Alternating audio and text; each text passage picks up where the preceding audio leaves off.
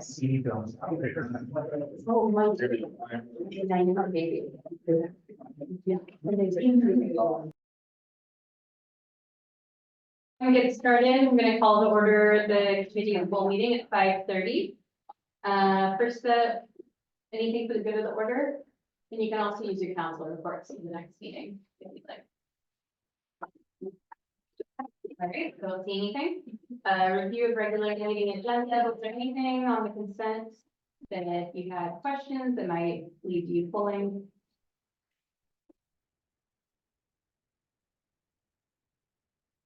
All right, not seeing any, so let's go ahead and move on to, let's go back. Our first item with our city administrator, the introduction to cultural commissioners. I'm not going to make it official, if you'd like. Cynthia McNabb, City Administrator. I want to welcome our cultural commissioners, 3 of whom are here. So if you all want to come up and just introduce yourself to council and the community, say a little bit about who you are. I will say we are absolutely thrilled to have a fully convened cultural commission. It's in the City Administrator report. We launched kind of the cultural commission activities on Monday, December 11th. So that'll be the first meeting where we'll set up the cadence of the meetings and all that good stuff. So I'm going to turn it over to 3 of our cultural commissioners. I'm Jen Hernandez. As I've said, every other meeting, 9-year resident in Duvall. I've been a cartoonist for about 20 years. I'm a big fan of very specific kinds of art, like Art Deco and graffiti art of all things. And I'm just glad to be able to help make the footprint, art footprint for Duvall in the Pacific Northwest. Hi, I'm Crystal Frazier. I've been a resident of Duvall for about 11 years now. I'm a local author and artist, and part of what drew us to Duvall in the first place is the absolutely beautiful local art scene, and we're happy to chip in and help continue that beautiful legacy. Hi, my name is Alyssa. Probably a listener, I think. It's been a while. Looking forward to helping Duvall do art stuff. Don't have a lot to say, really. I didn't prepare something. She's our logistics person. I'm pretty good at logistics. I work in tech support and specifically I do tech lead. So I'm kind of a teacher. So maybe useful. Anyway, thanks. Pleasure to go.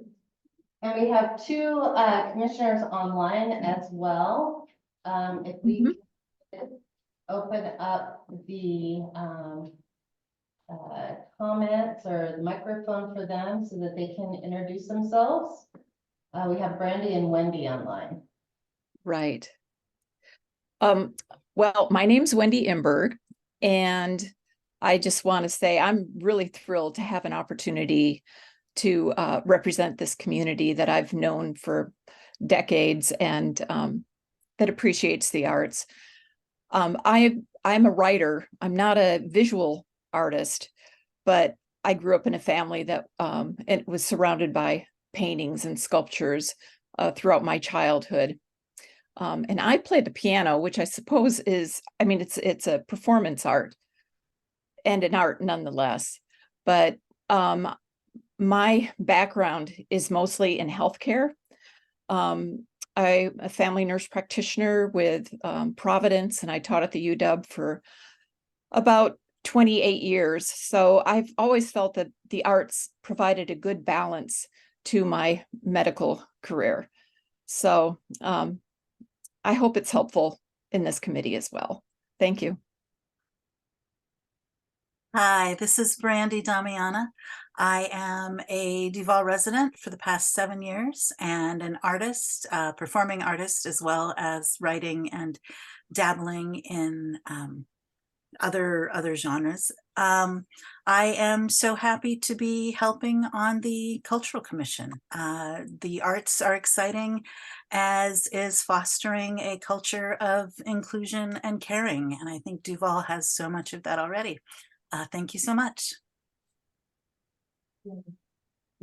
And we have two other commissioners who are not with us tonight, who were also appointed, Diane, and I mispronounce her name every time, Bernicki. Did I get it right? Okay. And then we also have, and I'm missing the name. Sean Todd. Sean Todd.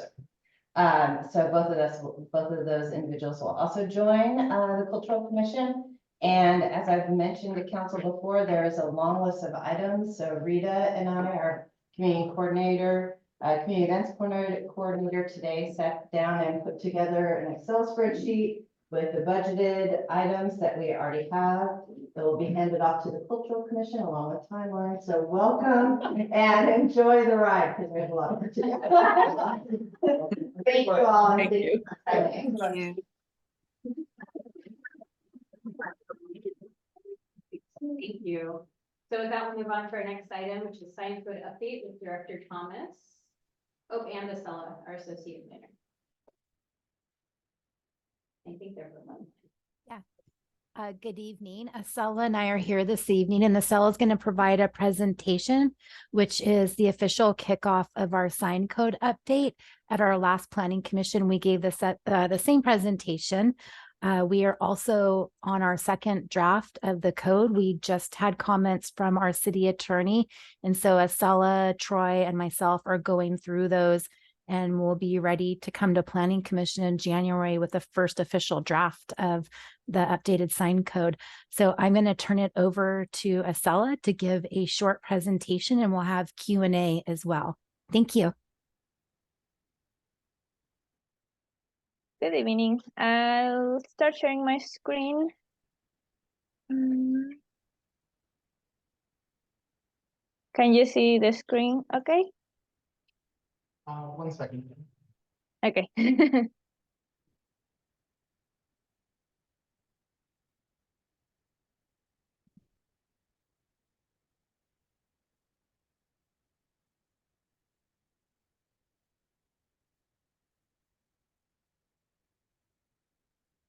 Okay, it's up. Okay. Good evening, City Council, members of the public. This is Acela Chavez for the record. And today I'm gonna talk about temporary signs. This is a section in our municipal code. And I will provide information on the proposed revisions, the process and timelines for this update. I will also clarify the purpose of this update. I will resume the conversation that we started back in 2021, as Director Thomas already mentioned. And we would like to receive your feedback and answer any questions you have regarding this update and the content of the proposed draft. As I was mentioning, our municipal code has a sign section under chapter 1450, and temporary signs are specifically under section 150. The main purpose of this code update is to comply with the content neutral requirements of non-commercial speech. This came from a US Supreme Court case back in 2015, which is Reed versus Town of Gilbert. We want to clarify the permit requirements, define the type of signs that we will allow, and establish some placement prohibitions. Currently, our code is not very clear on any of this, so we would like to help also people that would like to just place a sign like, hey, what am I allowed to do? We also like to reflect existing zoning designations. And we like to accomplish the purpose of our sign code, which it's the main force driving this update too. The purpose of this code is to comply with citywide visioning, our building design and comprehensive plan. We like to support gathering, increase social interaction, encourage walkability. All of this is in our municipal code, but it's always interesting to note what we have there, because this is the driving force behind our regulations for signs, and this is what courts use to scrutinize any issue that could occur. We also like to regulate signs in a manner that results in superior development. Of course, we like to support commercial services, prevent clutter, and allow just in general sign communication without any nuisance. The proposed revisions include establishing a consistent format, adding new tables and diagrams, adding a new subsection with the placement prohibitions, which are already there, but they are not on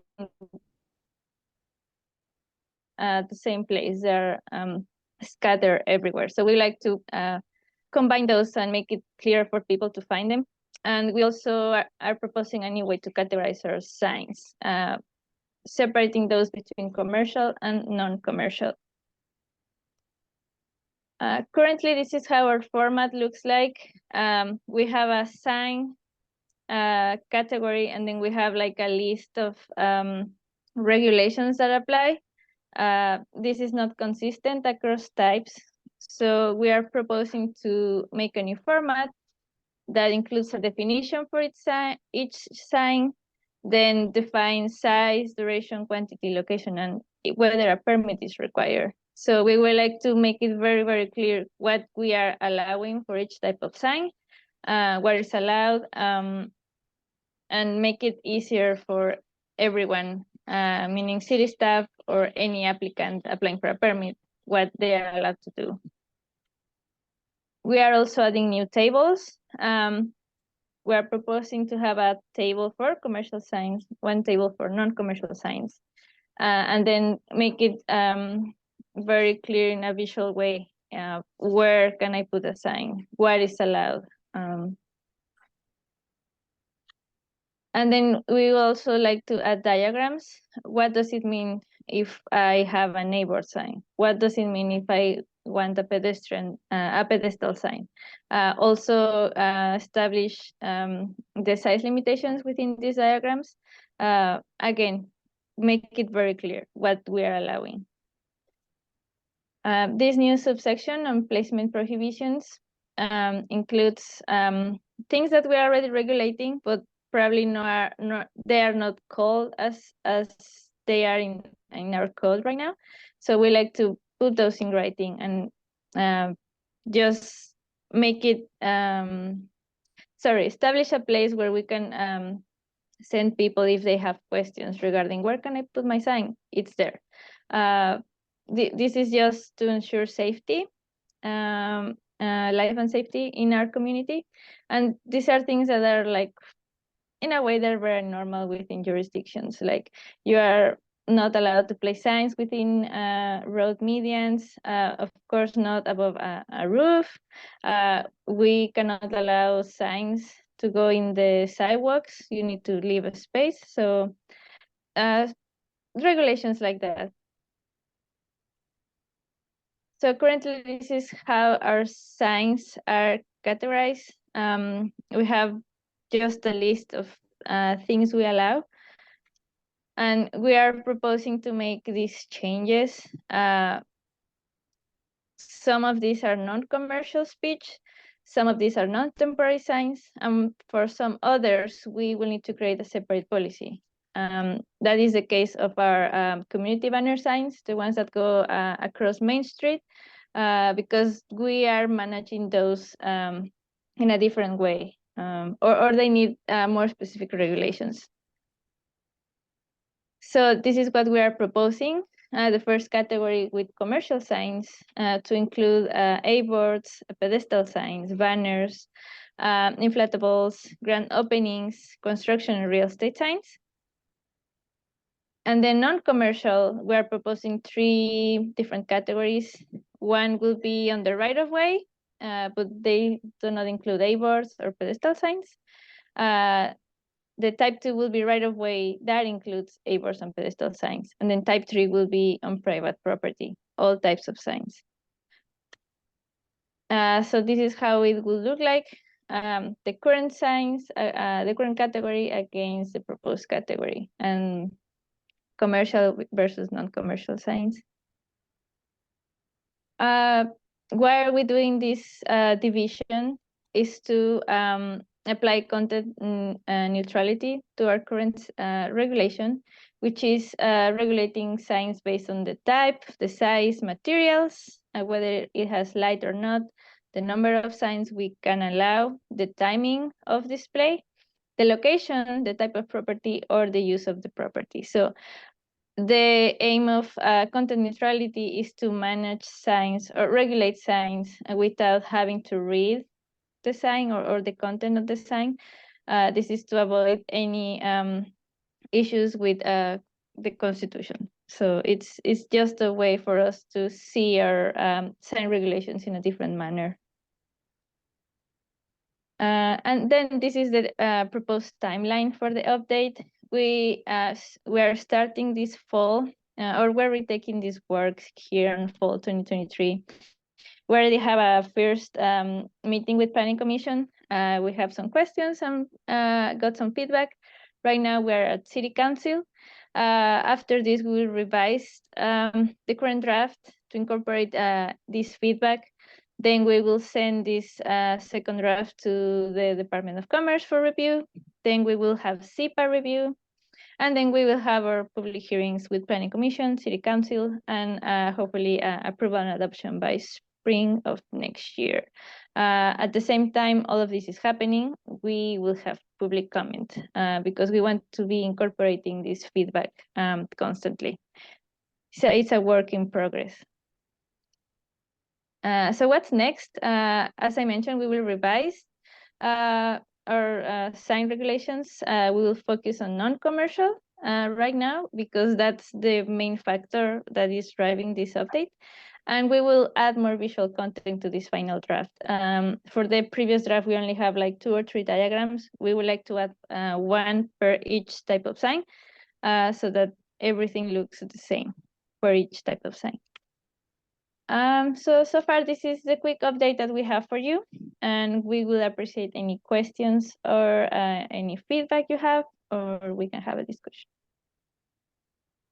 And I can stop sharing my screen. All right, Councilmember Supple, and then Mercer. Yeah, I think this is a big improvement over the existing documentation. Can you refresh my memory on what constitutes a temporary sign? Sorry, can you repeat the question again? What is the definition of a temporary sign? Oh, those are signs that are intended to be displayed for a limited time, a period of time.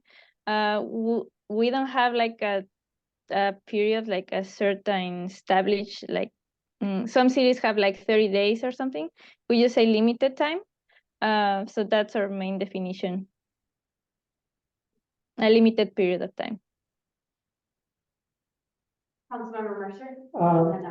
Yeah, so just sort of to build on it, it looks like a lot of work has gone on to this. I know it's been over a longer period of time, and I was looking for specific gaps, and it really reflects the thought that went into it. So I appreciate the work that was put into getting us where we are today. I think the only other thing we mentioned in a previous meeting, and is more curiosity than anything else. Obviously, we update the code just in terms of community outreach and education. And then or some more consumable format, particularly for as we're transitioning into the new code, if there's any work or thought around that as we get closer to finalizing the code and incorporating it into daily use. Yeah, one of the items, well, a couple of things that we're going to be doing is we're also going to be hosting a community meeting, and we are reaching out to the Chamber and Rotary. And as we start to get that second draft, we're going to route that to the Chamber and Rotary, set up a meeting with them. But as we start to go through, like once we kind of set the parameters, we will actually create additional trifolds. Like right now we have trifolds on our sign regulations, whether that is like for temporary signage or non-temporary signage, so that it's helpful, right, for the community, but also for our residents as well, or a business that's trying to open. And kind of going back to Councilmember Supple's question too on temporary, we're going to kind of work and see if we need to create some sort of timeline. We're trying not to create a timeline per se, across the board for all temporary signage because it can be different for each type of signage, because community signage, like for an event, that would be maybe one duration versus a grand opening may be a different duration, even though that's commercial. There are things that are non-commercial. So we're trying to still weigh through that and to separate out commercial versus non-commercial. Thank you. Thank you. Yeah, I'm worried I missed an email or I'm not seeing something. Was there a draft we were supposed to review? No, we don't have a draft for planning commission or council. There was an early draft in 2021, but we gave that draft to our city attorney so that he could review comments on that. And then we could bring back a draft that already had and incorporated his comments into it so we can make some adjustments. Okay, so it looks like you, were hoping for feedback, and so I'm just trying to understand, was there a certain area or something specific that, you wanted? Yeah, feedback? I think it's just like, kind of what we were talking about, which is like, we're going to go more illustration based. We'd like to do more matrices that are a little bit easier to read. So maybe it's less content based versus what it's going to look like at the end of the day to try to be more usable. So when is the next time? It looks like it doesn't come back to council necessarily until after it's gone through a whole lot of other stuff. Will we see a draft before it comes back for public hearing? Absolutely. Yeah, we'll have at least one more briefing and likely a joint planning commission and council workshop in February. Great, thank you. Thank you, council member. Other questions? I have a quick one. I was curious, I've seen some businesses, especially if they're only open at night, might have a cool logo projection onto a sidewalk. Would that fall under like the miscellaneous? First off, would that be classified as a sign? I think it would, but then second, would that fall under miscellaneous signs, or have you considered different kind of digital things like that? Well, that's a really question. I have not seen those yet in Duvall. I've seen them in other communities and we haven't yet addressed them. So we'll put that on our list to look at and see what other communities do. Okay, I think I have seen one in Duvall, so that's what made me think of it too. But yeah, that would be interesting to address that and see where it falls. Thank you. That's a really good piece for us. Thanks. Anyone else? I'm not seeing any other questions. Did you all have anything else to add? No, it was really kind of just a brush off, what we did last time, but we've added more because we're starting to pull more information together from other communities that have recently updated their code. And we're just trying to create, I don't want to say a hybrid, but a Duvall-esque code update. We're trying, like I said, we're trying to make it more clear and concise and visual. And so that's really important, I think, to us, but also to the community at large. Because like maybe somebody asks like, hey, why are these signs out here? What type of signs are this? We can actually more easily show them what we're talking about. And then obviously for anybody that is looking for a sign permit or needs to know like, hey, do I need a sign permit? That it'll be easier. Well, great, thank you. And we really appreciate this presentation tonight. It was a great start. Thank you. Thank you, Asela. Thank you. All right, so with that, we'll move on to discussion on utility rate increase with Director Laniszewski.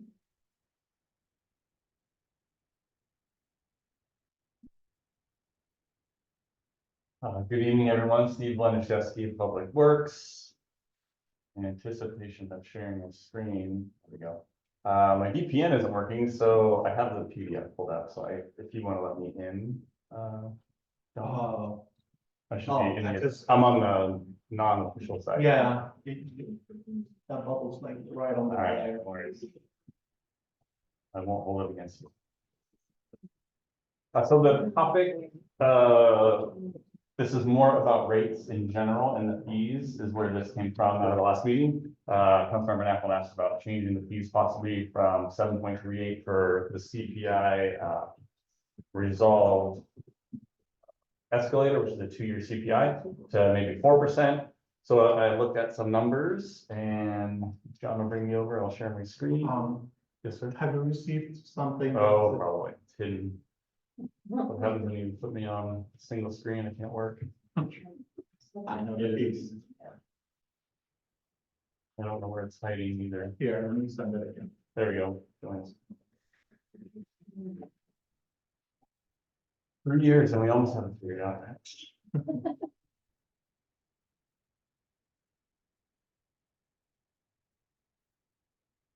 And this is in the packet under the fee resolution agenda item, and I'm on page. There's Laura. Page 43. If you wanted to follow along, so, sorry, it's not presentation mode, it's PDFs. Okay, so in general, 7.38 was the amount of resolution, I guess, provided increase for our water, sewer, and storm monthly utility rates. The question was only, would we only went by 4%. So I tried to break it out a couple different ways. You can't see that. That's good.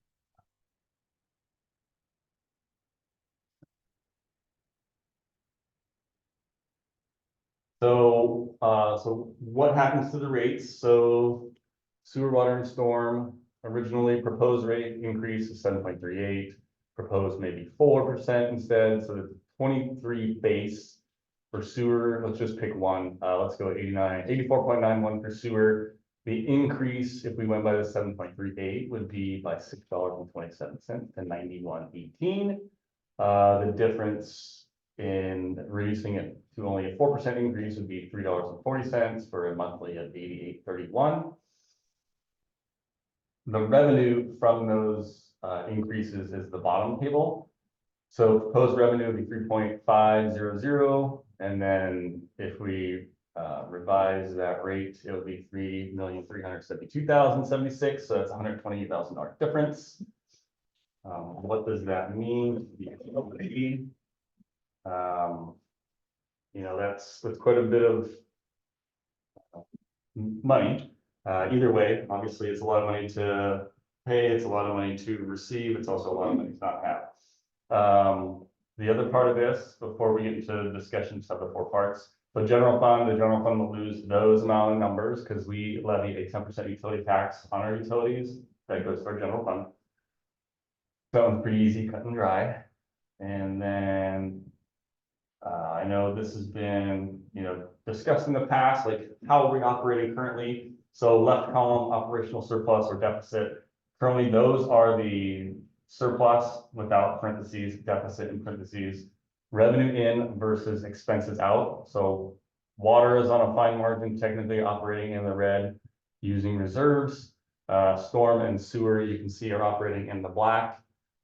We'll note storm fund is still pretty green, still trying to get, its feet under it. We don't do everything we love to do for storm, but we do enough to meet our federal obligations as well as provide as much resource as we can for our stormwater system. And then sewer has a surplus. Obviously, if we go with the revised rate, it is just reduced by the number on the slide before. So still 2 in the black, 1 in the red. And then this is, that didn't scan over very attractively.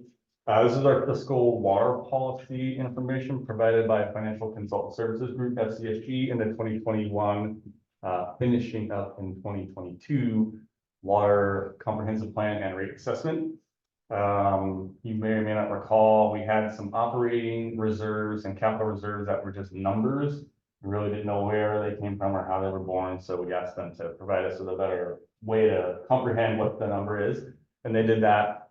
So those are the reserves now are, I don't want to use the word buried, but they're part of the ending fund balances. We used to have a line that kind of segregated them out in our ledger, but it's just not done that way anymore. So it is part of our reserve lines, or fund balance lines.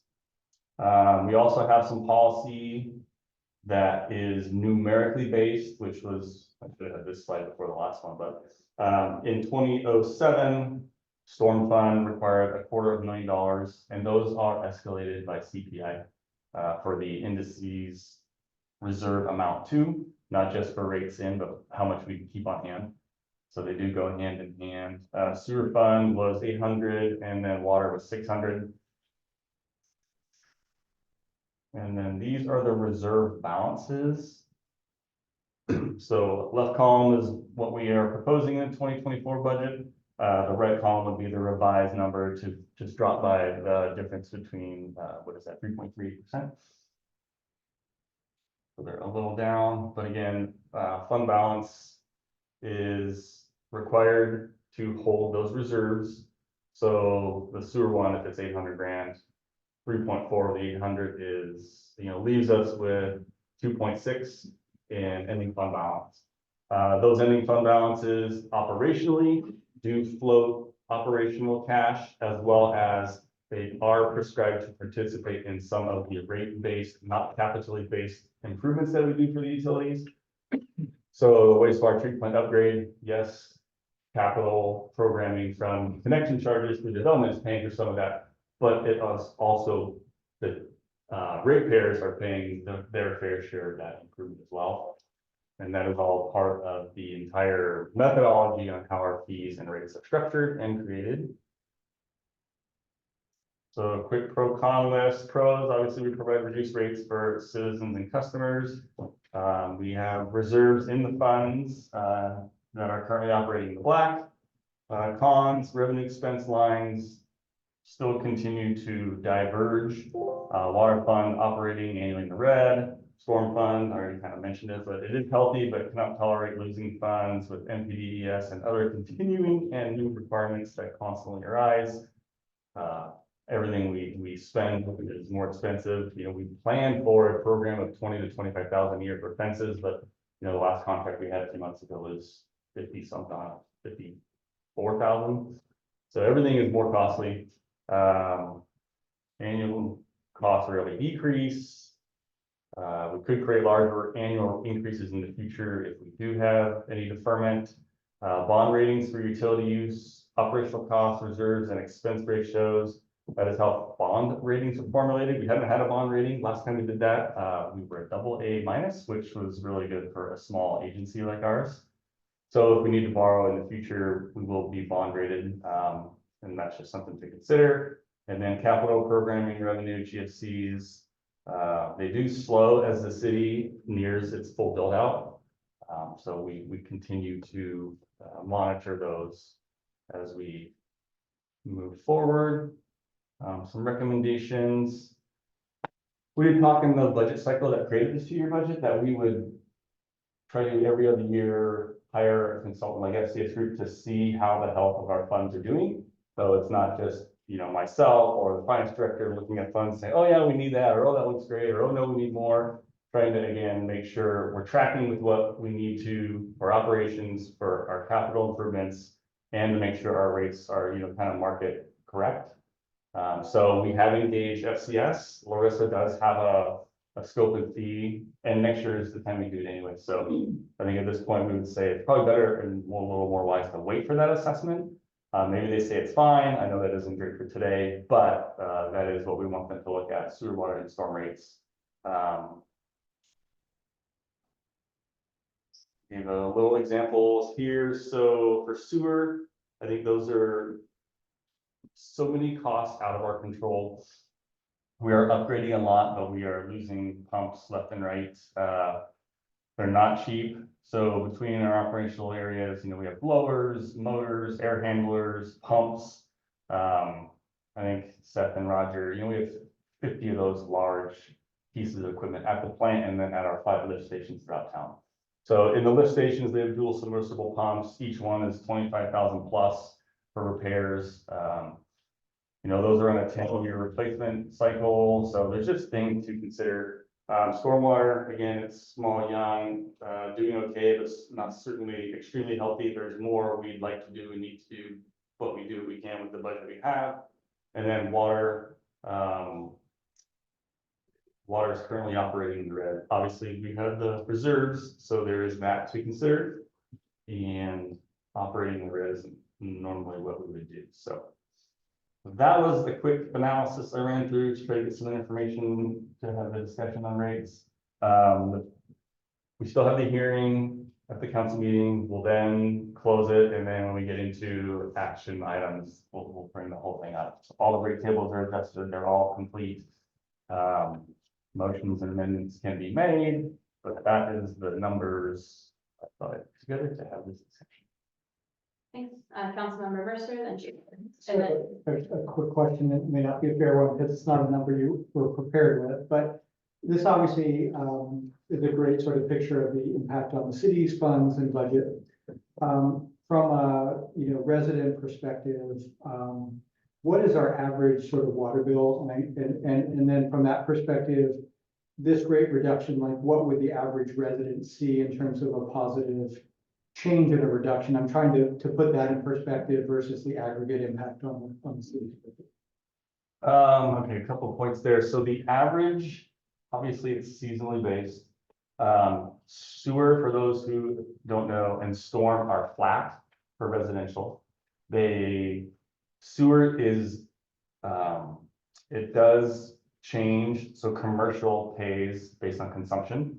So the more water they use, the more water they buy, those rates are set. Commercially, the more water you use, the more storm you buy, or the more sewer you buy. So your sewer is indexed with the commercial rate based on your water consumption. So again, residential sewer and water are flat.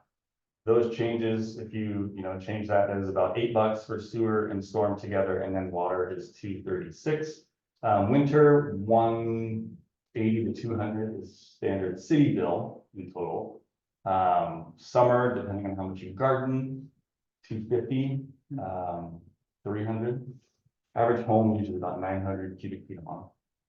So that's how we do know those numbers. So I mean, in theory, that's going to be a little over $10 to someone if we did them all. I think we just did, in my opinion, again, operating the red on water, not a great idea. Storm is fairly new to the work it has to do with all the requirements. I would probably leave it alone. That's our recommendation. Sewer, again, operating in the black, has a lot of expensive things, but you can see that's $6.27 a month. And business would impact a little more because that's based on. Yeah. And we have a very small commercial base. I think we're 3% of our total customers are commercial. Thank you. Councilmember Schaefer. Yeah, can you go forward a few slides? I want to see the there's The general fund tax. Yeah, general fund hit, okay, 27K. Okay, let's go on down a couple more slides. Yeah, That's surplus. yeah. No, I think it's, I understand this reflects operation costs, not the surplus. But the fact that we're already operating in the red with water and stay strong with me, I don't want to, reduce the proposed increase on the water. Storm, I think you mentioned, Steve, that we, operationally, we've only been in the black for a few years? I think, I didn't check. Storm usually spends a little less than it brings in, but it's really tight. We don't do everything we'd like to do for stormwater. We do what we need to do. We did spend a lot of money up front annually for our NPDES, National Pollution Discharge Elimination System. That's federalized, like we have to clean the storm system. That was pretty costly to start, but now, the crew have it on a regular schedule. I mean, we clean half of it every year because only half of it needs to be cleaned every year. So it's that clean that we're not spending as much. We used to use, a subcontractor to do that work to the tune of 40,000+. Now we rent our own backer truck for the month and it's under 20, like efficiencies are had. So things are working, but there's still more to do. We're over 40 ponds now, have vaults. Yes, city engineer, Grundell, she pushes as much of that obligations and maintenance on operations to the storm vaults onto HOAs and other groups to the extent we can. So we're trying to limit our exposure to those kind of costs. But yeah, storm is tough. Fences around our ponds, there's 40 of them. I think we did two this summer. We did a couple other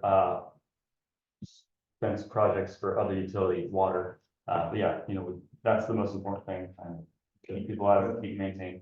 As you said, sewer looks better from an operational point of view. However, you also mentioned some of the extremely high costs that we've seen recently with our sewer system. The other thing, I guess, that that I think is important for all of us to realize is that the sewer and stormwater flows into the river, both. And I don't want to do, a bare minimum of what's required for that. I think we, as Duvall, need to do better than bare minimum. The environment of the river is important to us. It's important to this whole, whole area of the country. So based on that, I am not in favor of reducing any of the sewer, storm, or water rates from 7.38. Yeah. Councilmember Isaacson had his hand, and then Duvall, and then Pat. Yes, a couple. One question first, is the numbers you had there for the deficit, the negative numbers in the red, you had some examples of small bills right there. So you get to know real well, right? I guess there's a summary of it. But you use small examples here and just told us what the averages are. But this doesn't seem to reflect the averages that you typically see. It seems a lot less. Did I interpret that correctly? Or are you talking about when you said like 150 to 200, Yeah. you're talking about the total or So yeah, your total bill would be those added up? 140, right? Okay, so this is Lower a than fair average. example. Yeah. Okay, thanks. Good question. In general, though, I mean, my belief and understanding of what we have reserves for and why they're required is so we can absorb those expenses. And then we build the reserves back up whenever we use them. I'm opposed. I like the idea of actually reducing the rate from when I see all the black, and I ask us to go back and say, we have one of the three operating in the red. Can we adjust just that one? Or can we move, I think, we're the government here, our government says right here, you just have, we can move money into the place to get rid of the red and make it black. I mean, it's always nice to see the money coming and know you got it, but the more money you give, the more you spend, the more you want to do. That's me, that's you, that's everyone. So, and I agree with you, Rick, I don't want to put dirty water in the river either, but I don't think our team is doing them. The fact that we do as good as we do. So, that's just my general opinion from what I see. I mean, yeah, we're in the red at one, it's not a lot of money that we're in the red, and we have reserves for the reasons that you're highlighting in our thoughts. And if we absorb that money, then we come back and ask council to approve a temporary rate increase that can be controlled and have a timeline to stop it, because that tends to happen. We increase rates, and we'll go back to you, and it never happens. It always goes up. Seems like that's my philosophy theories. Councilmember Duvall, and then Nathan. My thought was, I like everyone's point so far, is if we do raise the rates, is it possible to have a sliding scale based on income and need? Yeah, so if there,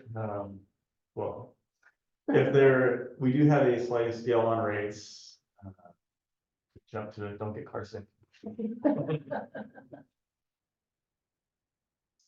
So if we have a specific like demographic we're concerned with, let's say elderly fixed income, right? Right. We do have a reduced rate. That's control.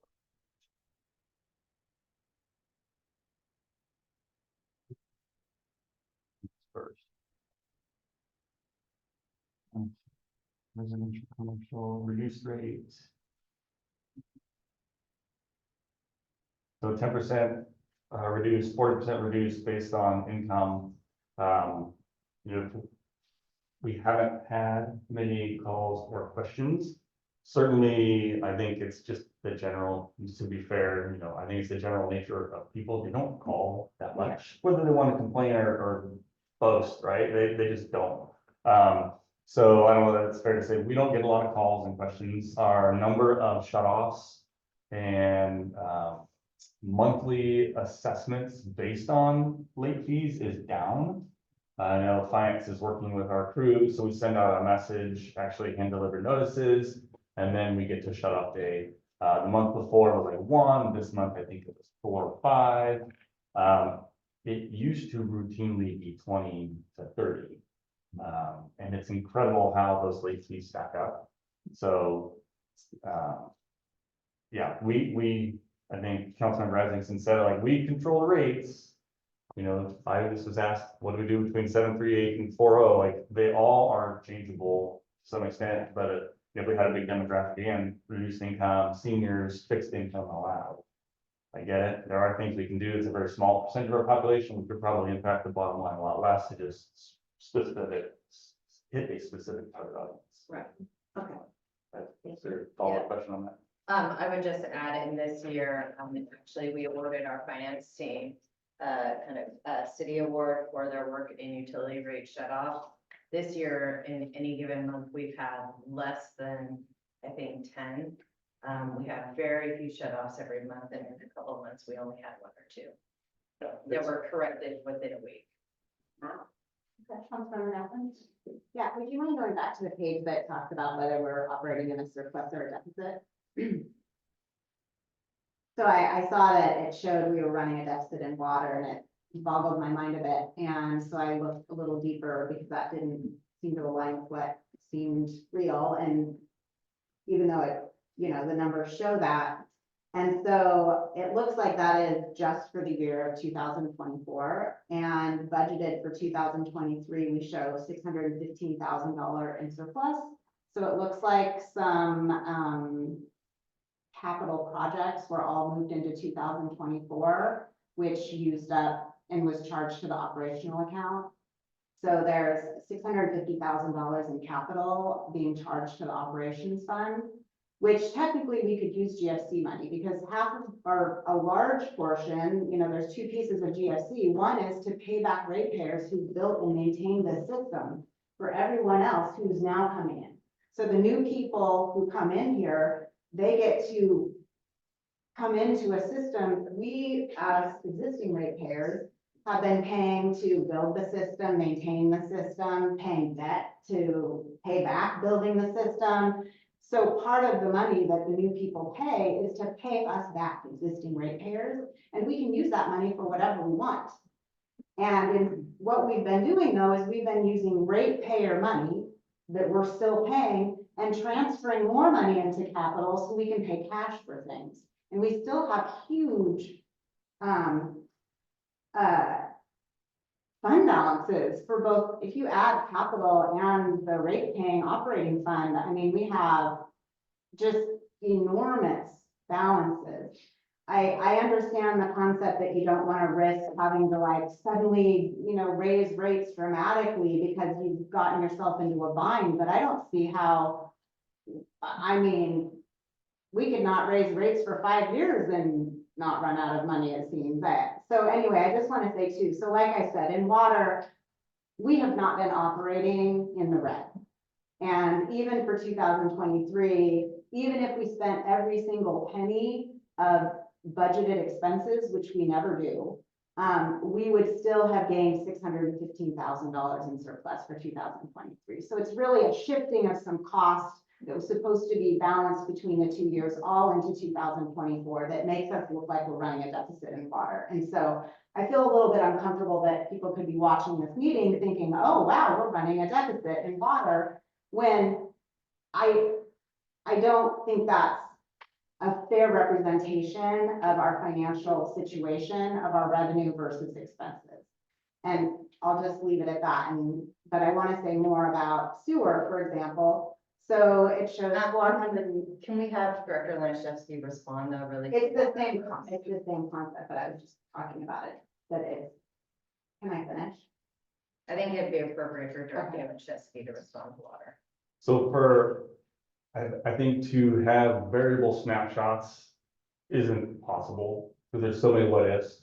What if we did this? What if I had a guy quit next week? Like the end number for the year is going to be different, right? So all I did was try to look at what's in the folder, what number does everybody have, and just do square up math, simple math, and that's fine. Again, I don't disagree. I do, if you probably recall, maybe everybody else doesn't, but the trend line for build out and revenue to help our operating expenses, because like you said, water and sewer and storm are much different than the general fund, where capital money out of the general fund pays for capital things, operational money out of the general fund pays for operational things.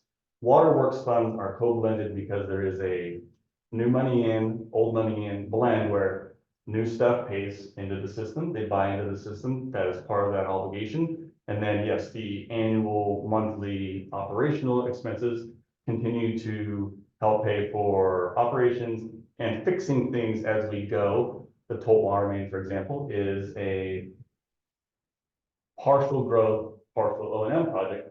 It's a 40-year-old pipe, you know, antiquated materials. It's getting upgraded to 12-inch. It's now 10. Sure, the 12-inch cost is now the burden of the capital program because that's the growth. So there are a blending of many projects. That is another example where you budget a number in expectation of, in this case, over 1.8 million, and the bid is under $1 million. So there's many things that take into consideration, like, do you have a surplus or not? All I know is you have surplus here. The surplus for operations are those numbers. That does include the reserves, and you can change your piecing. And like I said, I'm not trying to, I didn't want to hit a moving target because there's always numbers changing, so that wasn't my intent at all to happen. And I didn't mean to accuse you. I just was worried that people listening would think that we were continuously and expected to run in the red in the water. And I just wanted to give the perspective that in 2023, even if we spent every single budgeted expense, which we don't, we would still be, have a $615,000 surplus, which is, obviously that doesn't include some capital that you would normally think you would. And I believe that the water capital, improvement plan shows to budget about $200,000 a year. And so we have, you know, at 615,000, and like I said, in 2024, we've budgeted 650,000 in capital. That's more than what the annual amount that our analysis showed we would need to apply towards capital, which, like I said, it showed 200,000 in the water plan. I So think that's a good point too, though, where it fluctuates very Exactly. much. So looking at it at a point in time, that's all I was saying, is I don't want anyone to be concerned that somehow they will be likely to get a big rate increase because we're operating in the red. Because I think there's ebbs and flows, and if you do a gigantic project, that year is going to look alarming, but you had many, many, many years where you were bringing in large amounts of money that built up that you then spent. So anyway, the reason I wanted to continue is I noticed the same in the sewer. I was like, oh, I wonder what the capital expenses are in there. So in 2023, sewer is budgeted to run $797,000 in surplus. And that is even after spending $238,000 in capital, for capital equipment. And then in 2024, the surplus that's shown, oh, you don't have it on there. The surplus for sewer is shown at 439,000. And that is a surplus even after spending $700,000 in capital, both in a project and in equipment. So, I mean, there we have, well over $1 million beyond operational. And we may or may not spend all the budgeted operational expenses. We never do. And, you know, the concern about, oh, valves and everything is getting more expensive. When I was looking at it for water, for example, we budget for, like meters, valves, hydrant supplies, 126,000 per year. So far, year to date, we're almost at the end of the year, we've only spent 48,000. So we do have budgeted for these things, and we aren't even spending all of it. So I know costs have increased, but it doesn't look like, even if these numbers where I'm reading that we have a $615,000 surplus in water for 2023, clearly we aren't spending everything we've even budgeted. And so if, you know, we could easily be gain $1 million. And so for me, we can always react, but there are such large balances and we have such significant surpluses in revenue. I cannot in good conscience raise rates. And I just was thinking, you know, there was a question about what's an average bill. So 2 years of applying CPI, it all builds on each other. The difference between if I had a $200 a month bill, 12 months of that, I would have seen $360 more per year just in the rate increase. So the little numbers look small, but for a household, $360 a year more it's a lot of money. I mean, I always joke about people will try to say, oh, it's just a cup of coffee a day. Well, $5 times 30 times 12, that's a lot of money. So it might seem small, but to the average household at the end of the year, 360 is a lot. So I don't feel comfortable with it. But I just wanted to give that perspective that I am very careful. I don't want to put us in a bad situation, but I don't feel at all concerned that raising rates 4% is going to put us in any type of situation that we should be concerned about. I mean, at what point is it enough? You could always say, well, what if, what if? At what amount would we have enough? I mean, reserves are full, all that. So anyway, I don't know what's happening over here. It sounds like there's a conversation going on. We'll go, I don't think you've gone yet, so we'll go mayor, me, and then you, if you have, or I can swap this, and you can go first. Go ahead. Yeah, I just, first and foremost, I want to make it clear, when you have funds that are for these types of things, sewers, storm, water, streets, you're not supposed to spend all the money each budget cycle. And in fact, this city is the envy of many other cities for how we have financially managed our sewer, storm, and water system over the last 20 years. The sewer system that we have in place now was top of the line technology, but it cost our taxpayers more money than what our system is costing now in real dollars because we had to go get loans for that sewer. So we are paying interest on that sewer. One of the advantages to budgeting well and budgeting appropriately and budgeting for the unexpected, specifically on these very, very, very important environmental services that the city provides, is that you can actually earn interest off of that money that you're holding and save our taxpayers money and earn taxpayer money, so that in the future, the rates don't have to go as much. I really want to call attention to the fact that construction projects statewide continue to increase in cost significantly. For those that haven't seen the news, the 520 bridge finalization project has to be rebid because it's significant. And I think like 500 million or $1 billion over original estimates of just a couple of years ago. That is how much the construction and commodity industry is fluctuating. Combine that with the fact that there are fewer and fewer workers to do the work. As we all know, those costs are skyrocketing. We have a responsibility to our taxpayers to keep our rates stable and protect our environment and meet our statutory obligations, whether it's local, county, state, or federal. Keeping our process in place as was recommended by the FCS group, which is one of the top financial firms in the country for this type of work, is the right thing to do. I know it feels good to save a little money at the outset, but in more than 20 years of government experience, I can tell you no matter what, if we don't continue on the pathway we are, at some point in the future taxpayers are going to foot the bill for what we should have been paying for today and what we should have been planning for today. It feels good to be able to look at a graph and reduce the numbers, but yet in other conversations, we can't even get appropriate staff hired when we have the funds existing today.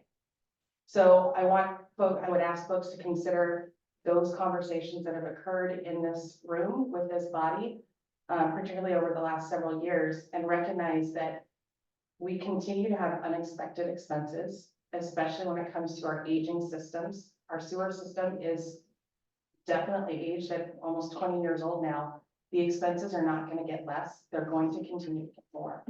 I think that we hire our professional staff, our finance staff, our consultants, and our public works directors to make the best recommendations for the city as a whole. In my experience, that these individuals all have the best interests of our taxpayers and the city's obligations at heart. And would not come forward with a recommendation that they didn't believe was the right one for the city to be taking. We have a very lean budget when it comes to any kind of extras.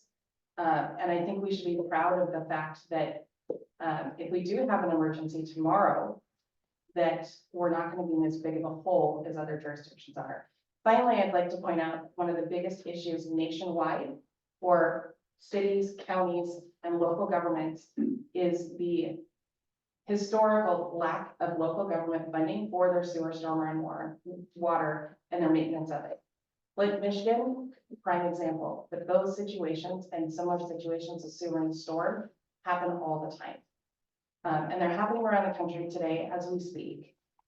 So I think that we should be proud of our city for being fiscally responsible and fiscally sound when it comes to these things. There's no extras when it comes to sewer, storm, and water. Those are basics. The only thing extra you can do is go over and above environmental protection wise, which our state already has some of the stringent standards. So there isn't much room to go over and above. There just isn't. Technically, it's technically very difficult feasibly. So I feel that this is sound and really appreciate Steve's additional work on this year after year as this discussion happens every year for bringing this forward and explaining it to the body and the public every budget cycle. So thank you. And Mayor, one point to just to add, if I may. So I think that's a nice distinction. Like, yes, we're in a good position financially. However, when we're not going to be and we have the obligation will be on us. When you look at those granting agencies, we do not qualify because of our population and our demographics, right? So that's a hard thing to, like, yeah, we're small, yeah, we're gonna need $5 million, but we're not gonna get it from the feds. We're never gonna qualify. We're not gonna get it from the state. We can borrow from the state through the public trust fund loans, which is, 1/2 to 2% usually, which is great, but we're not going to get free money. Like, we compete in the same pool for operational federal monies between us and Marysville. They get 6 figures, $250,000 minimum annually. We get 25-50 because of our demographics. So we will have to fend for ourselves. So that is a real item to have. I get it's tough. It's always floating.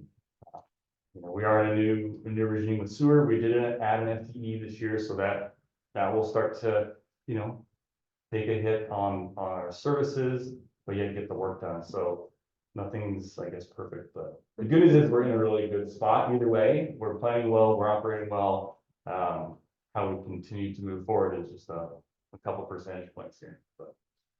Councilmember Supple, do you mind if I go first, or do you want to? Okay, just before I forget everything I was gonna say. Okay, so one quick question I had, and then I have my comments. But that biannual rate review with FCSG, do they also look at like our discounted rates and say, oh, you could do more here? Do they look at everything? Yeah. Okay, but like automatic, they can, or they kind of automatically? I'd have to check the scope of risk. I don't recall seeing the discounted rates as part of the math. Okay. But I think, the numerator and the denominator in that is such that it's probably not substantial to the bottom line because there's so few signed up on reduced rate. Yeah. So I just think that they must look at so many different ones that they might be like, oh, you guys aren't doing this and all these other jurisdictions are, or might have some ideas if we're missing anything. So this is kind of the same opinion I, had with this. I mean, first off, I'll just say, I think if we changed the increase to 4, I'm sorry. I'm sorry. I think we'd be fine, but I really don't like going up and down or compensating later. And so since we already have this rate review in cross, or, that's gonna be getting started, I also think it's fine to stay where it's proposed and then adjust as needed there, because I think it's like my analogy in my head that I use is when I'm driving down the road, I'm like, man, the speed limit feels way too fast here, or, oh my gosh, it feels way too slow here. That's all fine and good, but there's like lines of sight, there's the pitch of the hill that you're going, there are all these factors that, experts consider when they're determining what speed should the limit be here. So in the same vein here, I don't want to be like willy-nilly about this and say, well, it feels like we could do this. I think we could, but I want someone to review it all and say, certain triggers have been hit here and we could lower it, or you should go higher, it feels a little strange to me to just pick something, and hope. And I realize it's a moving target and it's really tricky, but I don't feel great about just picking something or lowering it because it seems like we're okay now. And like I said, if we went with 4 instead of 7.38, it probably would be okay for now. So I don't think it's like life or death, but that's not my preference. My preference would be to wait and see what the rate review comes up with. So I'll go to Councilmember Duvall, if you have anything that you're the only one who has. Yeah, so the rate reduction, is that Is that based on income or age or what's the requirements to do? Cool. I would normally defer to finance, but I don't know if she even knows at this point yet, but normally it is a based on your income. Because I think Waste Management recently reduced their rates for senior citizens. They have a senior rate, so that is based on age. Yeah. I don't believe we have a senior rate. I think we have a reduced rate based on total household income. Yeah, anyway, I don't see any advantage in reducing the percentage from 7 to 4.3%. I feel the same way I did last year, when we had the same discussion, so.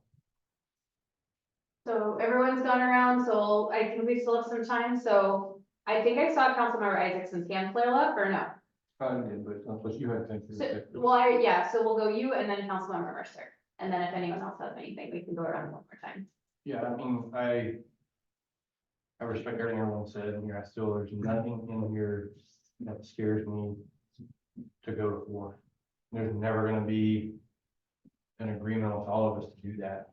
And so when you have an opportunity to go to your taxpayers and say, look what we did for you, and it works, that's also our job here. It is not to find the doom and gloom scenarios to say why we should raise the rates or keep them high. We should also be respecting taxpayers' money and give it to them so they can earn interest on their money. They're $360 a month or a year. I think there's a lot of doom and gloom and scare being put in why you gotta keep the rates high.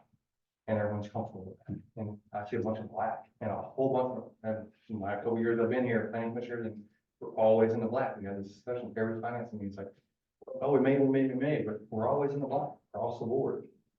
I don't have I wish I had a trend line instead of just a snapshot of where have we been for the last 10 years.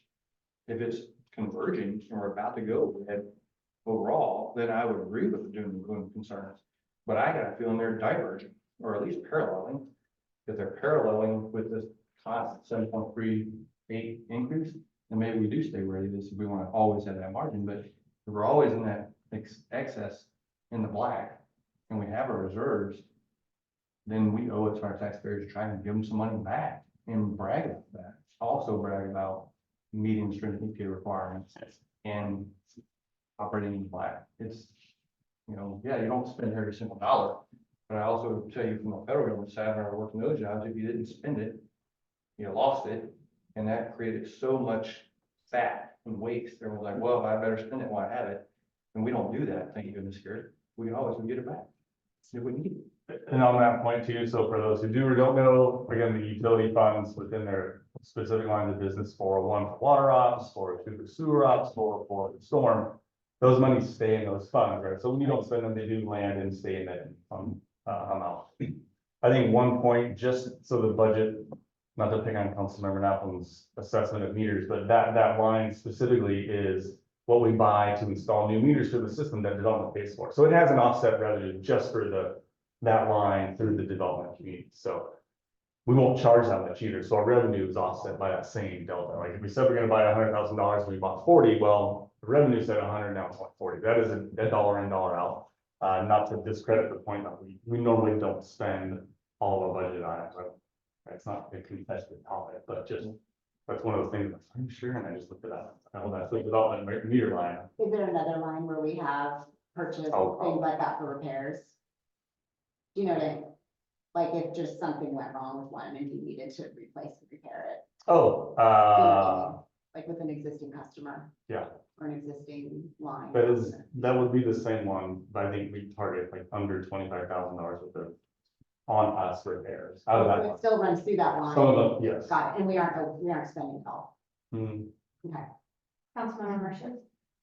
Yeah, so, I mean, just to acknowledge, I think there's valid, points made on both sides of this. At the end of the day, it's coming to consensus within the council. I think the one area that makes me uncomfortable is, this is a deviation from sort of, standard practice, what we've been doing. I think where I would be more comfortable, and it's partially, echoing a little bit of what Mayor Pro Tem said around having the fiscal analysis is having to be able to refer back to a methodology. So, we arrived at the 7.38 based on an average of 2 years. We look at that number, that's what we apply. you can point to that methodology and say, here's how we arrived at this number.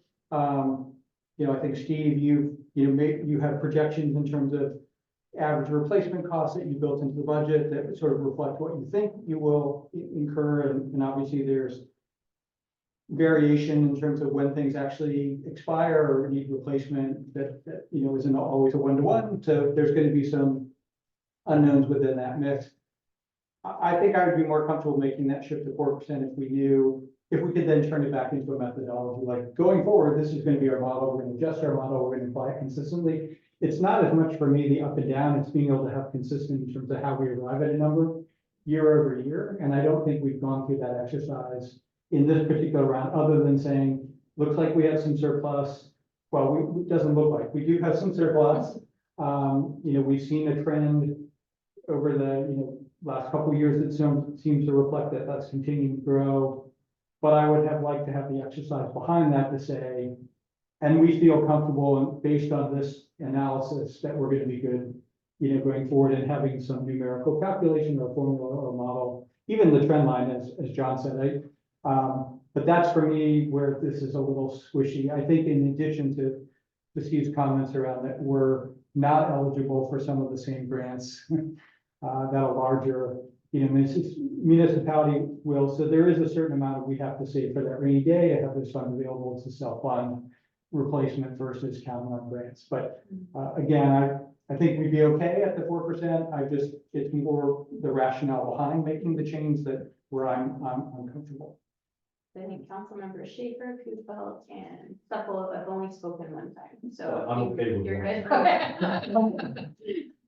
You kind of went again, but it was kind of interjected. Well, a teeny bit. Did you just have a quick follow-up or? Yeah, Okay. all I wanted to say is SBS in their, financial analysis, they were basing it on approximately 2.5% per year. And they even said, even at that, we're building up such surpluses that we may not need to do that. And so I do think it's important to say that even our consultant said, oh, Yeah, even minimum. presenting out all of the projects we have lined up for the next 20 years, they're like, you're building up some huge surpluses. So I don't want people to think I'm just kind of coming out of left field and trying to say that. I mean, it was said by our consultants that we may not need to even implement 2.5, and here we're, at almost 8% in 1 year.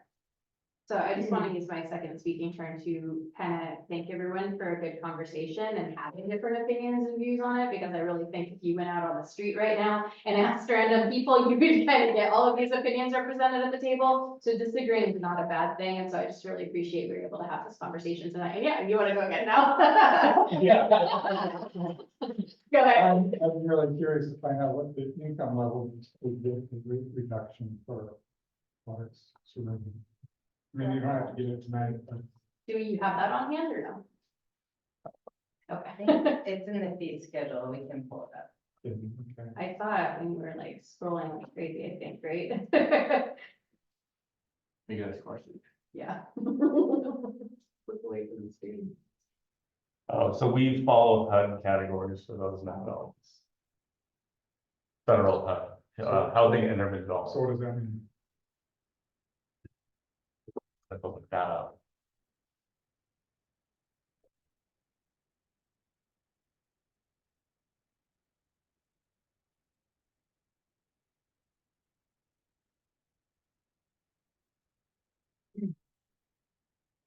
Is that a quick find for you or no? Because if not, maybe, I mean, this will come up, it's on the I agenda. don't later make a tonight. note. Right, okay, just curiosity. Well. So it's 6:44, and we're at the end of our agenda besides the written reports and planning calendar. Let's see, one thing I think I would point out with the planning calendar, the first meeting in January is right after, the day after, New Year's. So just making sure we don't usually have a quorum issue on that day, but I mean, I just wanted to call that out now. Yeah, I will be in, Alberta. So Okay. I will not be here. okay, Oh, you'll be here. Jennifer, do you know if you'll be around? Would you be around? Yeah, I'll be around. Okay, I'm always here, it seems like you guys, yeah. Okay. All right, so it sounds like we have a form for that January meeting. We just want to double check since it is the day right after a holiday, so some people might be taking longer. We could try and get a little something extra done if you wanted to. Do you want to do like city administrator report or start it at least? It is very short, Okay, so we could absolutely do that. and then I promise we'll take a break, maybe like probably 5-10 minutes, and then we'll get, a 5-minute break before council, so everybody can. No.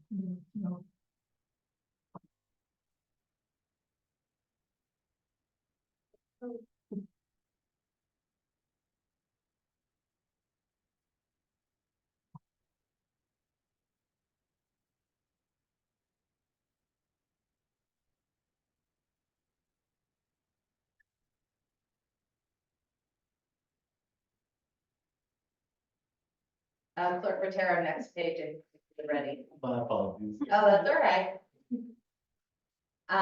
So really quickly, we have no agenda items right now for the 12/19 council meeting.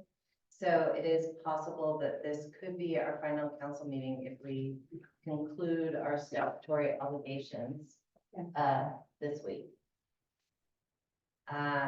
So, and I also, a reminder, the first meeting of the year is 1/2/2024. So right as soon as we get back from the holidays, we will launch into our new year. And then, as I mentioned before, we're gonna start the Cultural Commission meeting launch next Monday. Next slide. I'll turn over to Director Thomas. Good evening, Mayor and Council and members of the community. So just a pretty quick update. The first one is for Parks, Trails, and Open Space. Our survey closes on 12/15. So far, we're just over 700 responses. We did have a pop-up tent at Light Up Duvall, and thank you to the 2 council members that joined Cynthia and I in the tent. It was fun and not too rainy, so that was good. Our 2024 comprehensive plan and transportation plan update is continuing to move forward. We had materials for both the comp plan, the transportation, and the P2S in the tent. We are working on a draft application for the steering committee. So that's currently under review. We will issue an application probably about the 3rd week of December and leave that open for about 3 to 4 weeks. So stay tuned for that. We are also setting up our web page for our comp plan, our transportation. So we're in the middle of building it right now. That will go live by the end of the year.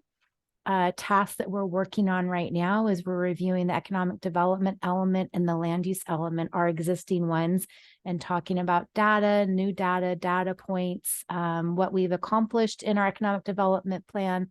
And so minor things like that, because that's pretty much how you start the process is you look at what you have first. Next slide, please. This is just our November development dashboard. It has been a really busy couple of months. So we did issue 22 new single family permits. We are at 141 for the year. So we will definitely meet our target this year. Home construction permits waiting for pickup are about 31. I think within the next 2 weeks, we'll have probably an additional 30 ready for pickup as well. We have also still have about 112 under review. So we still have quite a few in the queue. Total permits issued for the month. So between residential and non-residential, it's 43. You can see inspections are pretty high still. So 208 for November. We're at 2,300 for the year. November and December, this month will be a little bit slower because honestly of weather as well. I did want to let you know too, we're bringing in probably more revenue than we budgeted for. So I talked to the finance director about that today. We're not proposing any changes. I just want to let you know that we'll probably bring in a little bit more than we anticipated. So that's good news. That is it for my update, unless there are any questions. All right, we will turn it over then to next slide, Director Lanshevsky. Oh. Steve Laniszewski, Public Works. So before the picture slides, the tree had some issues going up this year for the tree hauling event. So good news is Rita's the one who gets to look at other types of trees. We didn't put anything in the budget.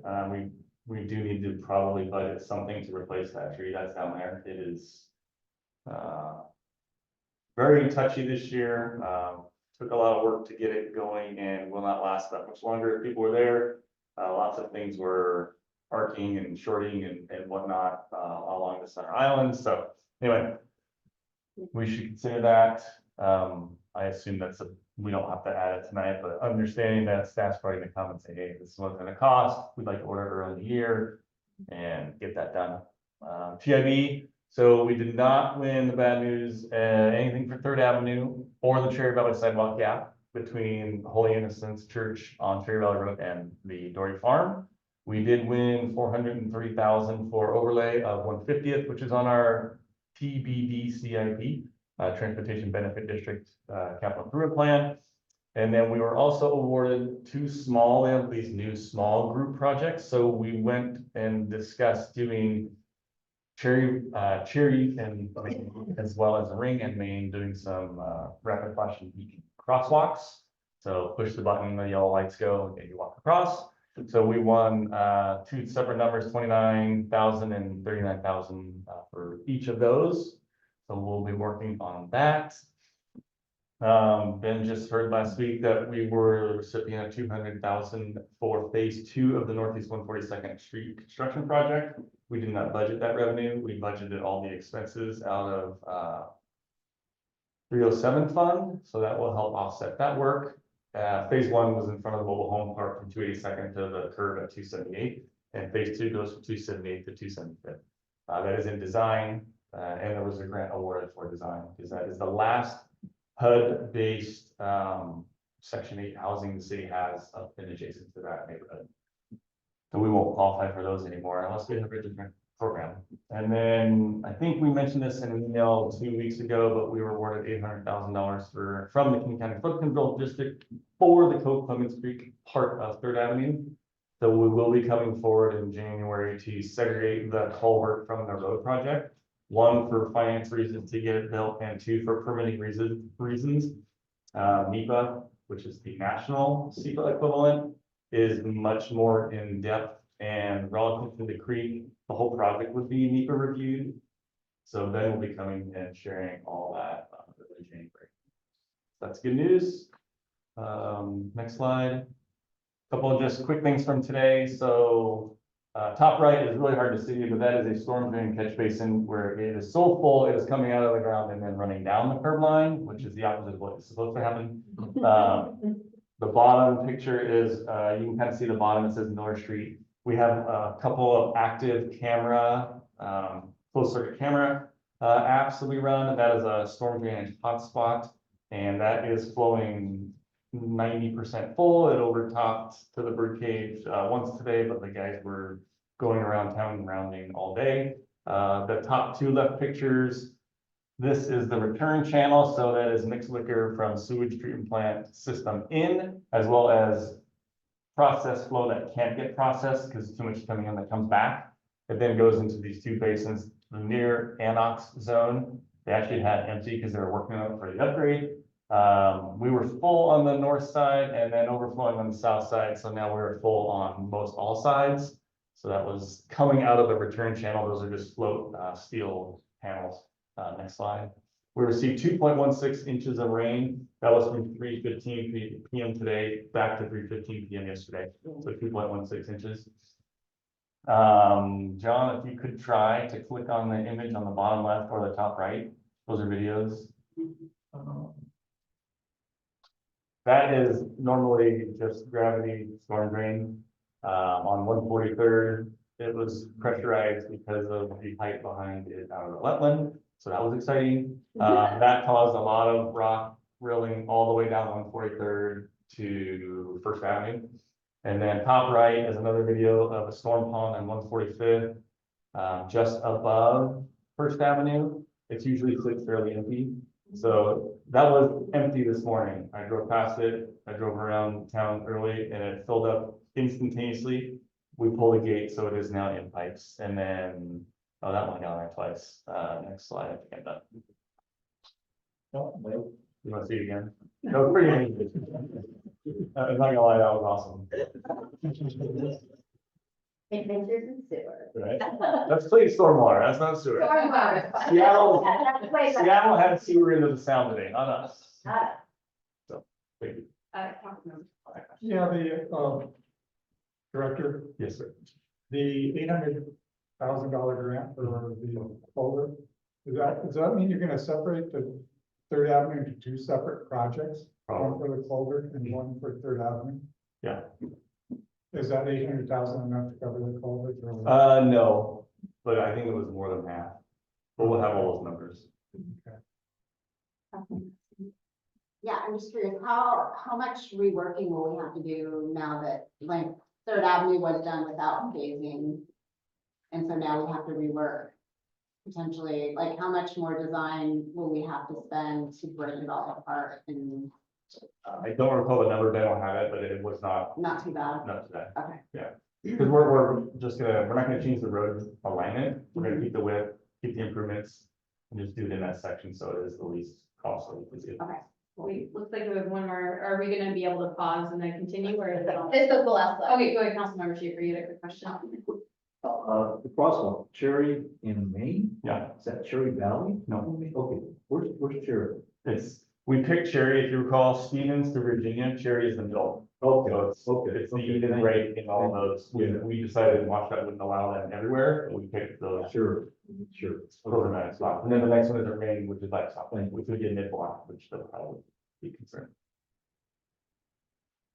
The final slide is I sent out to council a draft survey to the community. We picked 4 topics to ask the community. We're proposing to open that survey on 12/12 and then leave it open until January 12th. If you have any questions, edits, please let me know. We're really looking at 4 separate things. Are there community events that the community is interested in? Is there music that they would like to hear at Summer Stage? We have, when I first got here, we talked about updating the logo as part of economic development. And so asking the community what they would be interested in and seeing the logo, if they're interested in having it changed. And then facilities use, I had started with a much broader survey, but this really is around as we anticipate the rec center coming open. And before we do anything with any of our facilities in relation to the City Hall project, what in the meantime would the community like to see in terms of using our current facilities? And so it's hopefully a pretty short survey. Will be short for the community to do, but hopefully we'll get the community involved in some of the work that we're doing for 2020. So please let me know if you have any questions. When did you want feedback by? You said you wanted to open it on the 12th, so I'm assuming relatively soon, like this week or something. If we could, that's a very arbitrary day. I would love, whenever we open it, I would like to have it open for at least a month and ideally get it out before the holidays. So folks when they're home with their families during the holidays would have downtime to respond to it. I looked over that really quickly because I've had a lot of people asking me about, it would be nice if we had third space, like indoor basketball courts or walking arenas, sometimes, especially when you start ones for people to use. And all the questions related to the public buildings that we already have was in relation to how the city would use it, not general public. So if you maybe make a distinction, and it seemed like it was all how the city employee government would use those buildings, not how the population of Duvall, you know what I'm saying? Yeah, I can go back and look because really what we want to get at is understanding that we haven't budgeted to do anything with these buildings in 2024. For instance, once Public Works leaves to the new Public Works building in the rec center, you know, has some space, or this building, for instance, when it's not being used for council. So I can reframe it so I'm asking the right questions because I don't want it to be put into their minds that all of a sudden in 2024 Right. we can do Right. these massive projects in these space. But I would like to have some ideas about what the community would like to see in these spaces Right. as we go into a new biennium. So thank you for that feedback. I can rework the questions a little bit.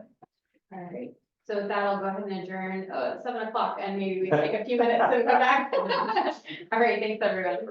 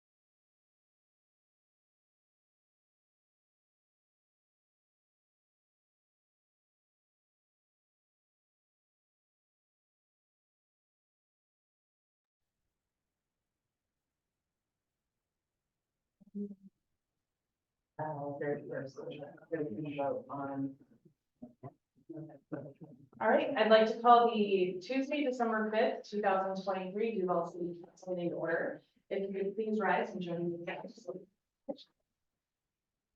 Pledge allegiance to the flag of the United States of America and to the republic for which it stands, one nation, Under God, indivisible, with liberty and justice for all. Clerk, could you please take the roll? Clerk. Mayor Oberlander, Here. Mayor Pro Tem McHenry, Here. Mr. Isaacson. Here. Mr. Schaefer. Here. Mr. Mercer. Here. Mr. Stoll. Here. Ms. Naplan. Ms. Cooper. Here. Excellent. You have a quorum. Are there any additions or corrections to the agenda? Seeing none, we have a motion to approve adopt this evening's council agenda. So moved. So. All those in favor, please say aye. All those opposed, please say no. Motion passes. Moving on to presentations, we have a very exciting evening tonight.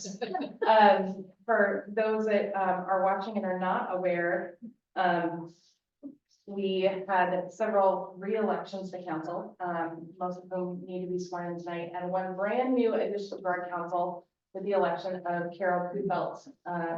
So first of all, before I swear you in, I want to formally welcome you to the city of Duvall and the city council, and we're glad you're here. So we'll go ahead and we'll go up to the podium and do this story. Sure. I'll start with Carol.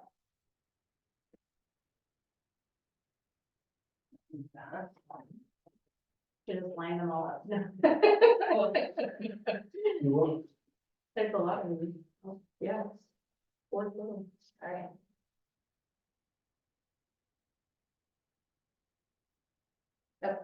Oh, I can take them all. Oh, take them all. Okay. Take them all.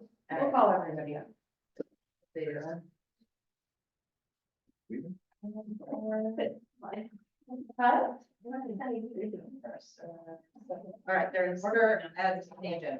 Excellent. You join me back here. So raise your right hand and repeat after me. I, Carol Duvall. I, Carol Duvall. Do solemnly swear. Do solemnly swear. That I will support the Constitution. That I will support the Constitution. Of the United States. Of the United States. And the Constitution and laws. And the Constitution and laws. Of the state of Washington. State of Washington. And all local ordinances. And all local ordinances. And that I will faithfully and impartially. And that I will faithfully and impartially. Perform and discharge. Perform and discharge. The duties of the office. The duties of the office. Of council member. Of council member. According to the law and the best of my ability. According to the law and the best of my ability. Congratulations. Thank you.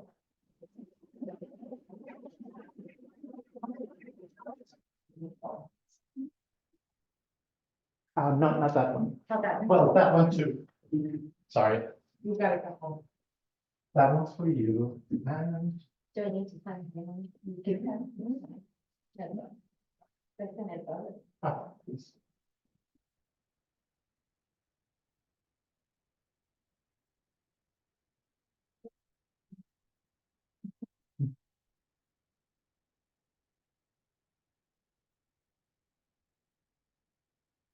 Thank you.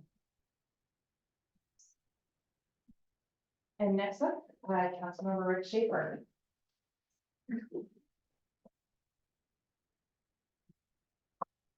Please right hand and repeat after me. I, Rick Schaefer. I am Schaefer. Do solemnly swear. Do solemnly swear That I will support the Constitution of the United States. that I will support the Constitution of the United States And the Constitution and laws of the state of Washington. and the Constitution and laws of the state of Washington And all local ordinances. and all local ordinances. And that I will faithfully and impartially. I will faithfully and impartially Perform and discharge. perform and discharge The duties of the office of council member. the duties of the office of council member According to the law. according to the law And the best of my ability. and the best of my ability. Congratulations, welcome back.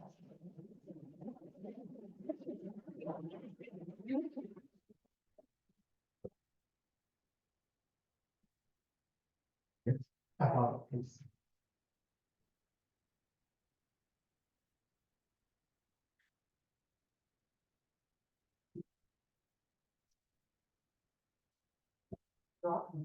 And now Ron Mercer.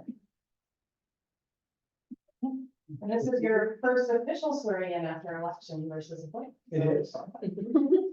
So I, Ron Mercer, I, Ron Mercer, do solemnly swear do solemnly swear that I will support the Constitution of the United States that I will support the Constitution of the United States and the Constitution and laws of the state of Washington and the Constitution and laws of the state of Washington and all local ordinances, and all local ordinances, and that I will faithfully and impartially and that I will faithfully and impartially perform and discharge the duties of the office of council member perform and discharge the duties of the of office the office of council member according to the law and the best of my ability. according to the law and the best of my ability.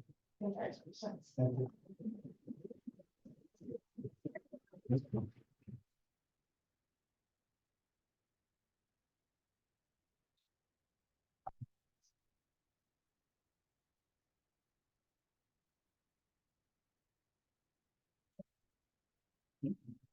And finally, we have Mike Supple.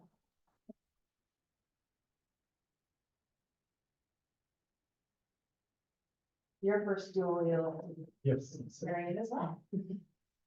I, Michael Supple, I, Michael Supple, do solemnly swear do solemnly swear that I will support the Constitution of the United States that I will support the Constitution of the United States and the Constitution and laws of the state of Washington and the Constitution and laws of the state of Washington and all local ordinances, and all local ordinances, and that I will faithfully and impartially and I will faithfully and impartially perform and discharge perform and discharge the duties of the office of council member the duties of office of council member according to the law and the best of my ability. according to the law and the best of my ability. Congratulations. Thank you.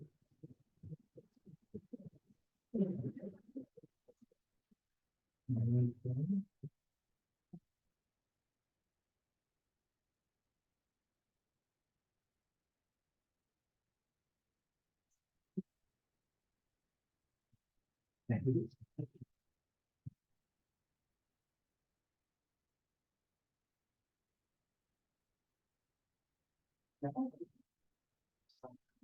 Right. And next up, we have a recognition of service of our former council member, Corey Lovett, who is unable to be here this evening. So I'll give it out to the mayor for that. Yeah, just a few quick words. Since he couldn't be here tonight, I'd probably go on a little longer if he was there, but, I think former council member Lovett, gosh, he was appointed about a year ago, I think, right? Because he served for about a year on council. Filled a much needed spot. I mean, we really need to have our full body here, you know, it allows everyone to come and go as they need to, and he just really jumped right into it and did everything that he could and was a great participant. I loved all of his feedback, and he brought a really great view to council. But I know life is super busy. And, you know, at some point it'd be great if he came back again when he has more time, but we really appreciate the service that he did while he was here. And I don't know if any other council members wanted to say anything, and no pressure if you didn't have anything prepared. Go ahead, council member. Yeah, I was just going to sort of add on a little bit. I think, you know, Corey, when we went through the whole process of both recruiting, you know, someone in terms of the interview process, just had a very diverse background. I think, you know, bringing that together, brought a unique perspective, and to your point, you know, brought his worldview, and, you know, it's good to have a diverse, both in terms of age and background and demographics, into the council to make sure we're representing the whole community, and I you know, really appreciated Corey's input, albeit I think, you know, I appreciated as much as you could do with several young children. I caught him at the hardware store doing the Christmas shopping and things, so I know that in and of itself is a full-time job, but really appreciate the contributions he did make to the council. Anyone else? All right, oh, yeah, go ahead. I just want to echo what's been said. You know, he wasn't here very long, but he definitely had a positive impact. I appreciated his thoughtfulness and his willingness to look at issues from different sides. I do understand his busy life right now, and really hope that at some point in the future, when life settles down, that he will come back and serve again, because he was, definitely represented the community well. And I wish him well in all of his endeavors. And I just want to thank our city administrator. I think we have a little certificate and a small gift for him that we'll make sure he gets. So thank you for doing that. And now we move on to comments from the audience. First of all, Clerk, did we receive any written comments? No, Mayor. Great. And now, I would like to ask anyone who's in the audience, if you would like to provide public comment, you can approach the podium and provide your name, and you'll have 3 minutes to speak to any topic you wish.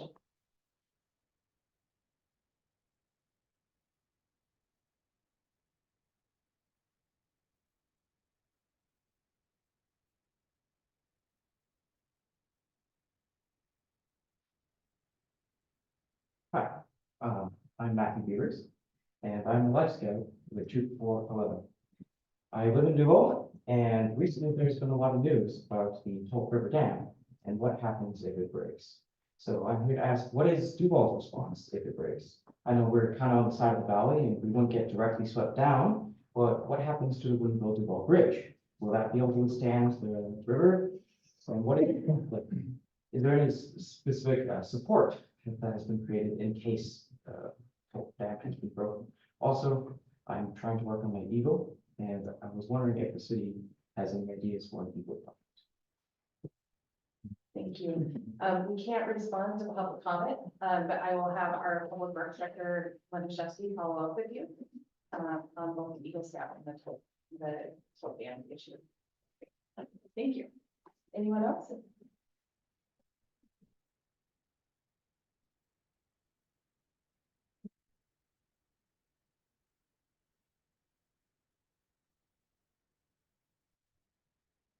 Good evening.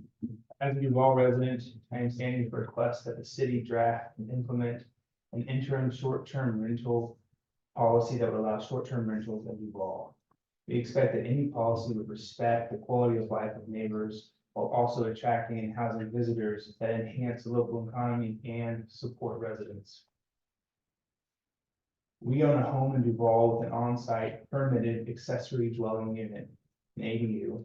Because we have friends and family that visit often, we are unable to rent the ADU on a long-term basis. Therefore, we have been renting the unit on Airbnb for the last year and a half.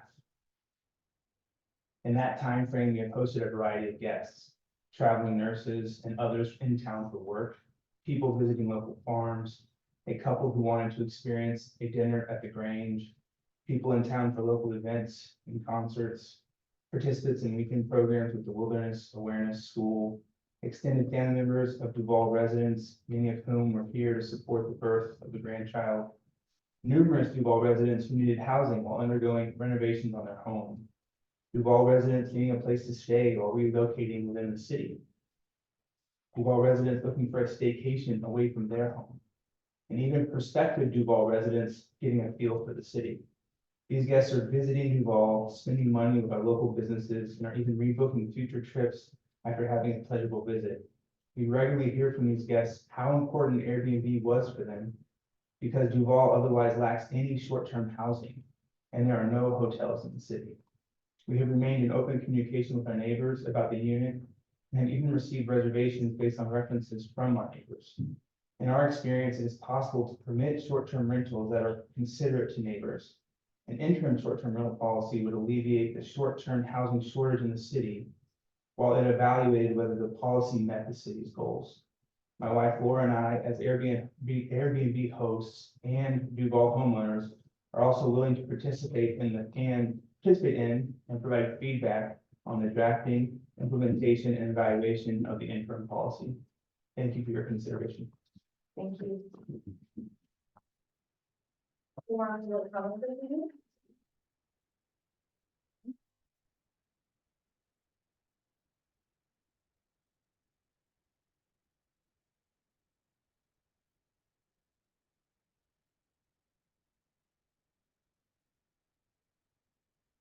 Hi, my name is Noah Barrett. My family owns the Airbnb, and I help my family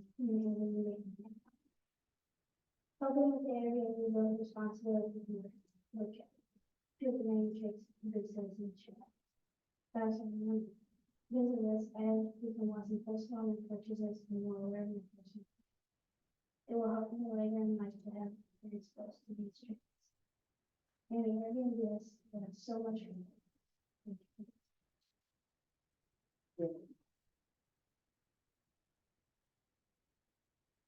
Last call, anyone else? Seeing none, we'll go ahead and close public comment. And move on to approval of the consent agenda. Do we have a motion to approve this evening's consent agenda? So moved. Seconded. All those in favor, please say aye. Aye. All those opposed, please say no. Motion passes. Next up, we have 3 public hearings tonight. First one is Agenda Bill 23-82. I will open the public hearing on Agenda Bill 23-82, the fee schedule resolution, and turn it over to Finance Director McMinn for presentation. Yes.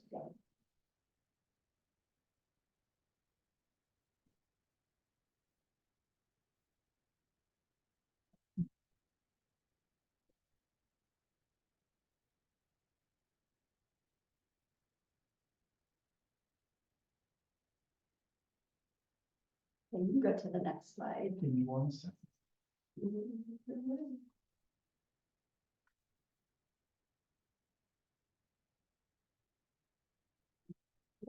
Getting really off.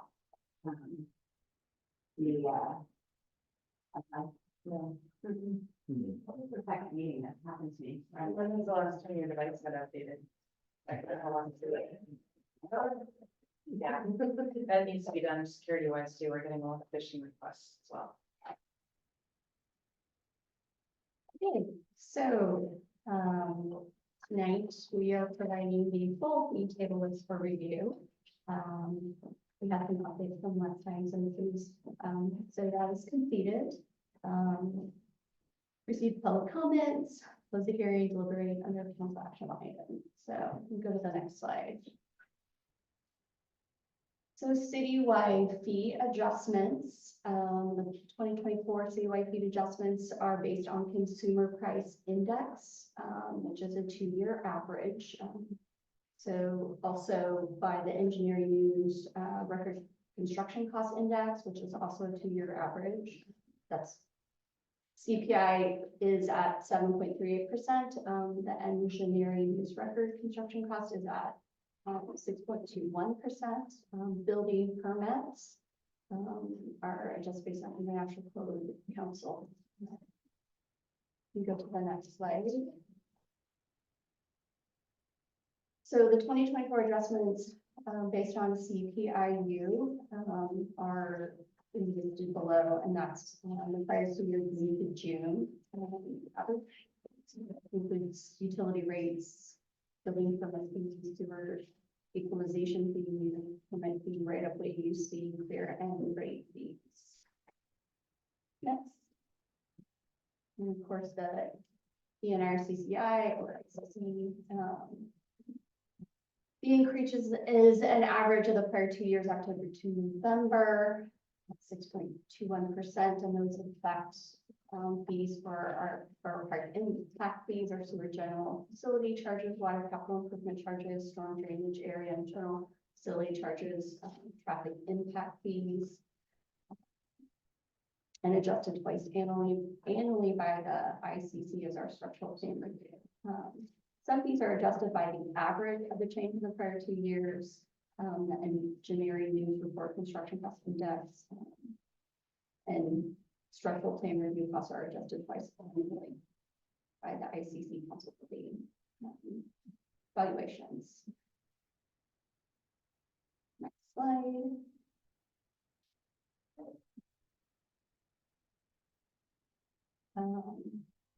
Big Rock ball field rental fees there'll be no adjustment assessed at this time due to policy review in 2024. These are all fees per hour that are listed. Staff hourly rates are adjusted annually to reflect COLA and overhead increases.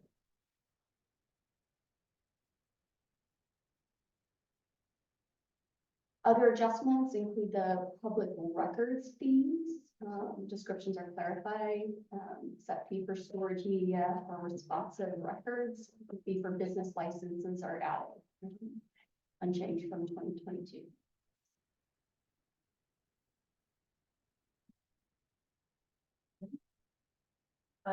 Now is the opportunity for public comment. Do we have anyone that wishes to provide public comment on this agenda item? Seeing none, the public hearing is closed, and we will open the public hearing for Agenda Bill 23-80. The final mid-biennial budget adjustments. Once again, Finance Director Beth Fink.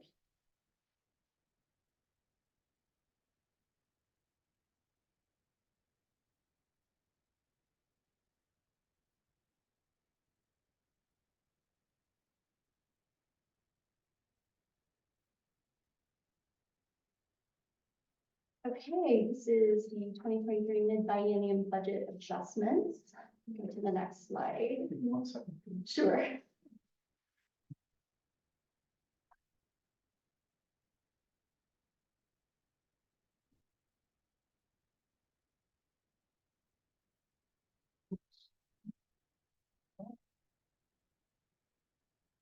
Okay, so we'll walk through revenue adjustments, expenditure adjustments, salary and benefits, and fund balance. So this is a presentation of mid-biennium budget adjustments.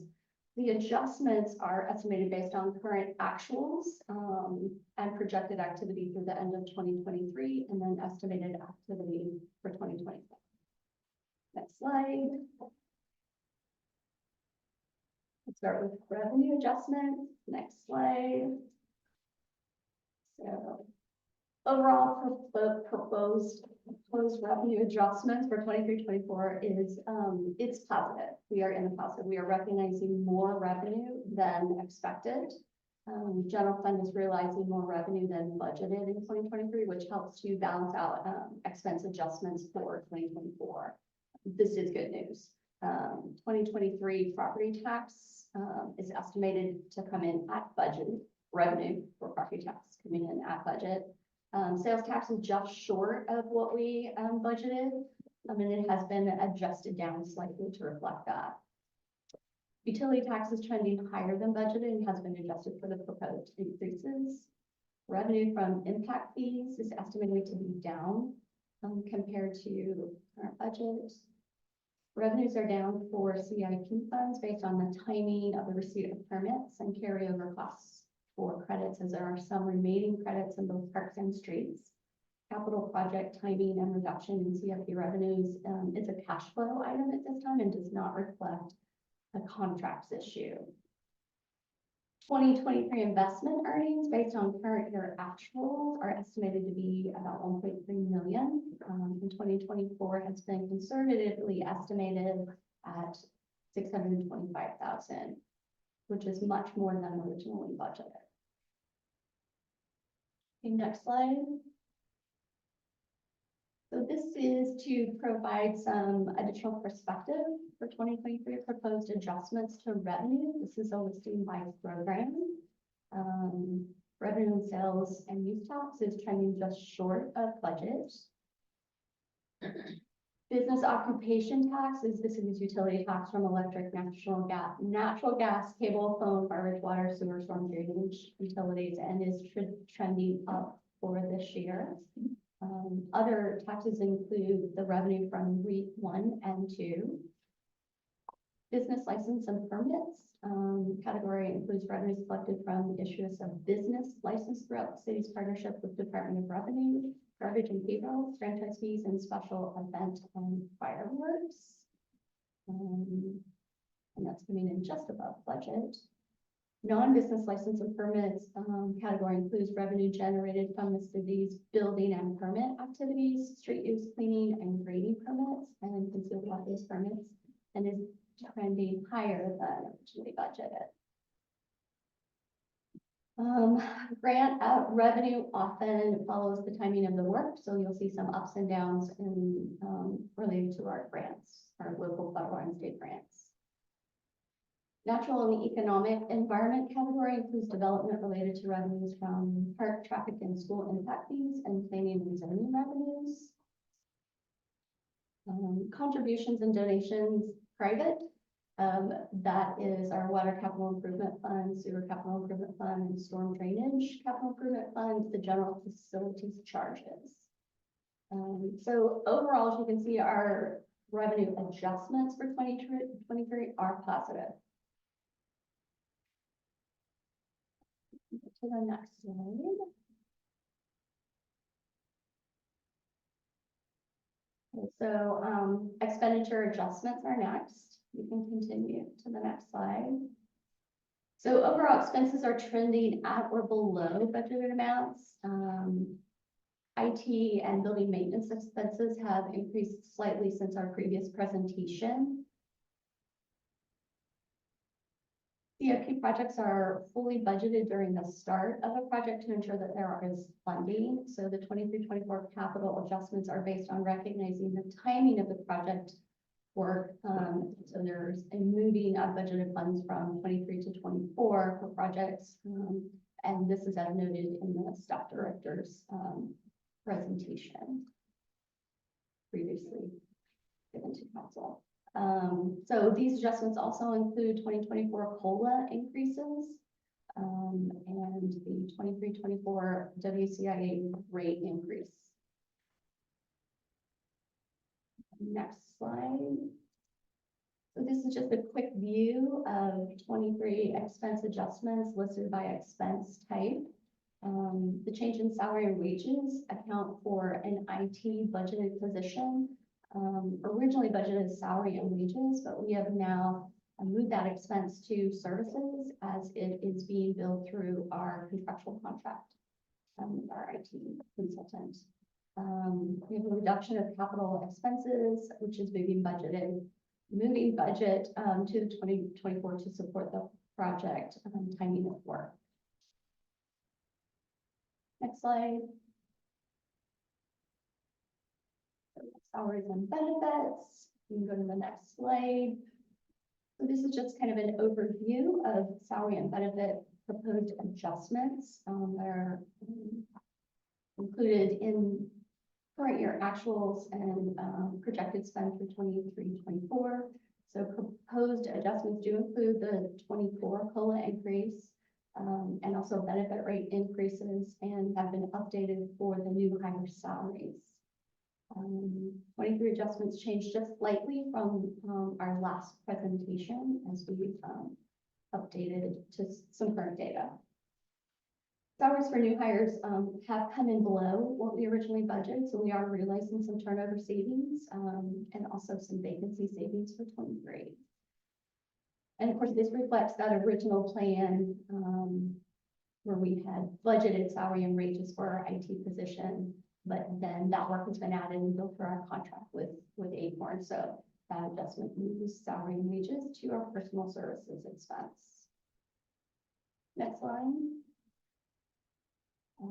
So this is just a listing of the COLA and benefits that are impacting the budget and have been included in the adjustments. Next slide. So we'll go to look at fund balances. Go to the next slide. So estimated beginning fund balance at the beginning of our biennium was 37.5. I'm sorry, it's not estimated, that was actual. Total estimated ending fund balance for the biennium with the proposed budget adjustments is approximately 36.5 million. It's just important to note that investment earnings were budgeted for 2023 at just 189,000. Current year to date investment earnings are estimated at 1.3 million. And same thing for 24. Investment earnings originally budgeted at 189,000. We have conservatively estimated at 635,000. So these investment earnings have had a big impact on maintaining our fund balances. Overall, fund balances remain healthy with a positive increase in revenue and managed spend. And also to note that the reserve requirements are listed here for informational purposes, but the reserves are included in the ending fund balances. Next slide. We can take public testimony, close public hearing, into discussion, new business, and then we adopt, 2025 budget. So with that, if anyone from the audience would like to provide public testimony, that was your opportunity. And just like public comment, you can approach the podium. Not seeing any. So with that, we will go ahead and close the public hearing, and we will enter our third and final public hearing. I will open it for Agenda Bill 23-88, the ordinance on mobile food units. And this will be led by Director Thomas. Good evening, Mayor, Council, and members of the community. This evening, we are doing our statutory duty to have a public hearing after we've adopted an interim ordinance. Troy Davis, our senior planner, will be giving our public hearing presentation. Thank you.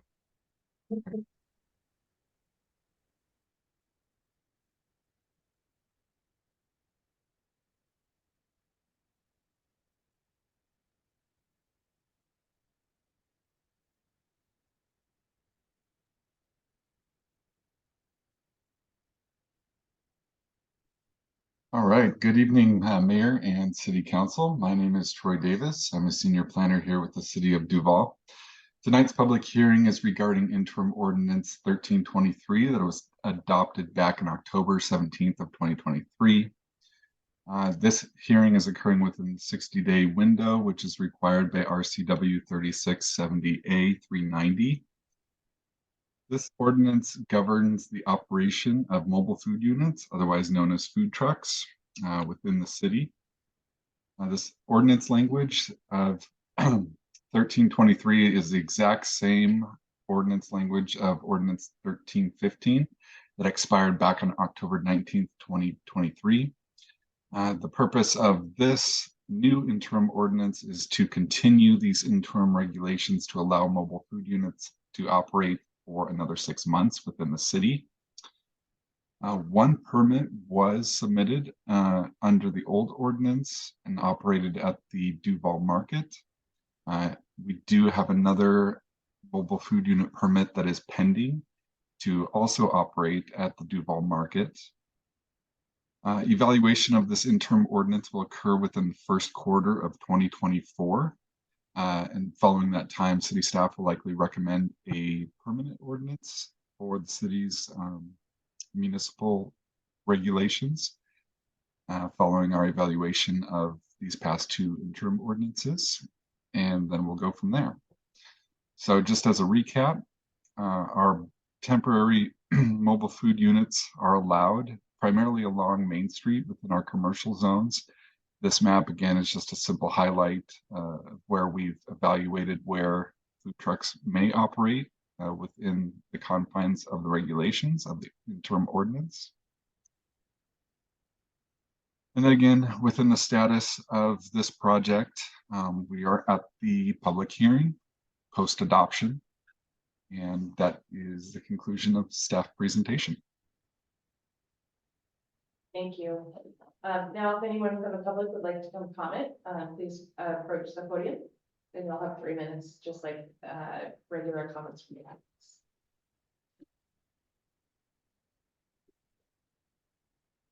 Oh, and is there anyone online that wants to provide public comment?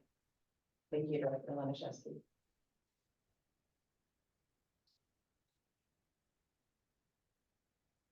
No one online. Great. All right, we'll close the public hearing and move on to our next agenda item. First look at the schedule items. Mayor's report is first. Wanted to remind everyone that Association of Washington City's elected officials essentials is this Saturday. Councilmember Duvall, I'm not sure if you got the notice, but it is online if you'd like to attend. If you can't attend, I do know it's your busy season. So if not, we can get you up to speed later on. I will be attending in person the session in Wenatchee as part of my role as Vice President of the Board. So definitely looking forward to meeting some of those new elected officials from Eastern Washington.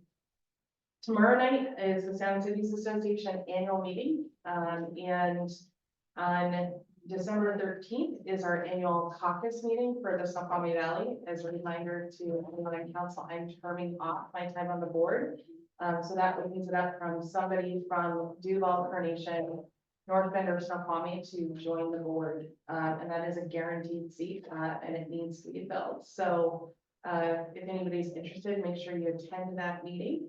I will not be able to attend the caucus meeting, so we will need someone from Duvall to attend that meeting as well. Also wanted to note that Sound Cities Association did not get enough applications for all of their boards and commissions, and so most of these are King County and PSRC related. So they will be reopening those applications in January. So I believe Growth Management Planning Council is one of those, which has historically been a really difficult committee to get on. But I think that's reflective of fewer and fewer people having the time to do external committees with work and families as elected officials. And with that, I think that's all I have for this evening. Any questions? Seeing none, we already have the city administrator's report, so we'll move on to see if there are any council committee or ad hoc committee reports or individual council reports. Mayor Pro Tem? I have an individual report. Okay, I participated, I was part of the SCA, so Sound Cities Association PIC nominating committee. And so I got to sit down virtually, of course, and figure out, you know, all the people they applied for those different committees, where they went. And so it was a lot of fun stuff like that. It's like a big puzzle. And yeah, there are still some openings and, you know, some pretty good committees. I am serving, so 2 of the openings are on committees I'm also on. So just FYI, because no one would be able to apply for those because you can't have more than one from the same city. So I'm going to return as a JRC, this Joint Recommendations Committee member. And then they had these openings, and I remember, I think it was Councilmember Hope was on the King County Flood Control District Advisory Committee. She really loved it. And so when I saw, gosh, there's all these openings, and I'm like, you know, I could actually make that work in my schedule. So I volunteered to fill one of those alternate positions, but there's still one more alternate for somebody else. And I sent everyone emails about one-on-ones. I'd like to meet with everyone one-on-one at some point. We could get coffee, we could do a phone call, whatever. I just kind of want to know what's important to you, see what your priorities are, where your head's at, what's working really well, what's not working great, or what can we fix or work on, and kind of bring those all together. And we could talk about them at a future CAL, and that rolls into a bit. I think talking to our city administrator, we're looking at maybe February, March for a council retreat. Keeping in mind, we'll be rolling into another budget cycle. So it would be a good time to have some of those high level conversations about budget priorities possibly. So we'll bring that up more later, and we can talk about that. And then lastly, Light Up Duvall was amazing. Yeah, I know, I figured I was like, I'm gonna get that one. It was just amazing. And I mean, knowing that we have all these new staff like Rita too, and it just didn't miss a beat. I mean, it just felt just like it should. I was so impressed with that tree that you guys got that lit, because I know it wasn't easy and there was some rewiring and stuff that went on. So yeah, it was a really great event. As always, rain aside, it wasn't that bad. I mean, there was still a really great turnout, and the holiday heifer was the cutest ever. So with that, I know there's just a ton of people from the community that participate and make that come to life, and there's just too many to list here, but just thanks to everybody and all the staff that put that together. And that's all I have. Great, thank you. Any questions for Mayor Pro Tem? And thank you for bringing later. I always forget something important. All right, so we'll go ahead and move on to old business. First up is Agenda Bill 23-82, adoption of 2024 fee schedule. Would someone like to make a motion?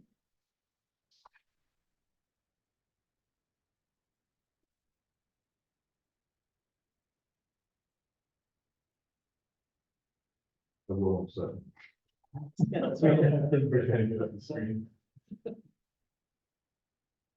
Let's see, I move to approve Agenda Bill 2382, approving the 2024 fee resolution adopting 2024 fees. I'll second. Any discussion?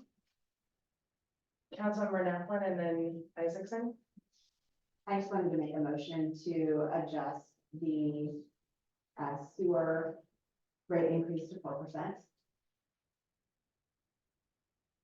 there a second?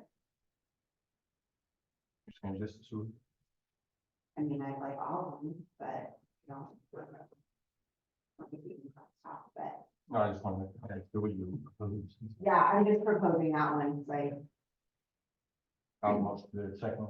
Okay, there's been a motion and second. Is there a discussion? Thought Amy was, I think we should wait till the report was in from the finance. You're welcome to reiterate any points. I would like to wait until the report comes in and see what they recommend. Director Lanishevsky. So that is scheduled to be early, initiation early 2024 and get them on board as soon as we can. And I did find the HUD rates from the Cal discussion. So the 10 and 40% reductions on monthly bills, low limit for 40% qualification is 68,500. Income for persons with family of 4 under HUD. And then the 10% reduction is the lower income limit, which is higher, which is $100,900 for a family of 4. Those on the HUD table. Any further discussion on the proposed amendment? Well, yes, I have another question. Go ahead. I want to second that with my original question. To new class director was, I'm trying to follow the presentation, right? And I'm not going to dispute, I just want to make sure I follow this correctly. I see that overall in the buying, when we're making your adjustment, you're making, there's no overall concerns about the budget. There's some reds, some parentheses, there's lots of blacks, everything's adjusting, we're showing in the positive overall. Is that correct? That is correct. And do you, what was that number about? Do you know? I didn't quite catch how positive we're gonna be in the buying right now. Are you talking about spend or fund balance? Yes, both. Both, okay. When you look at our spend, our overall, our fund balances will go down over $1 million. Okay. For the entire biennium. Okay.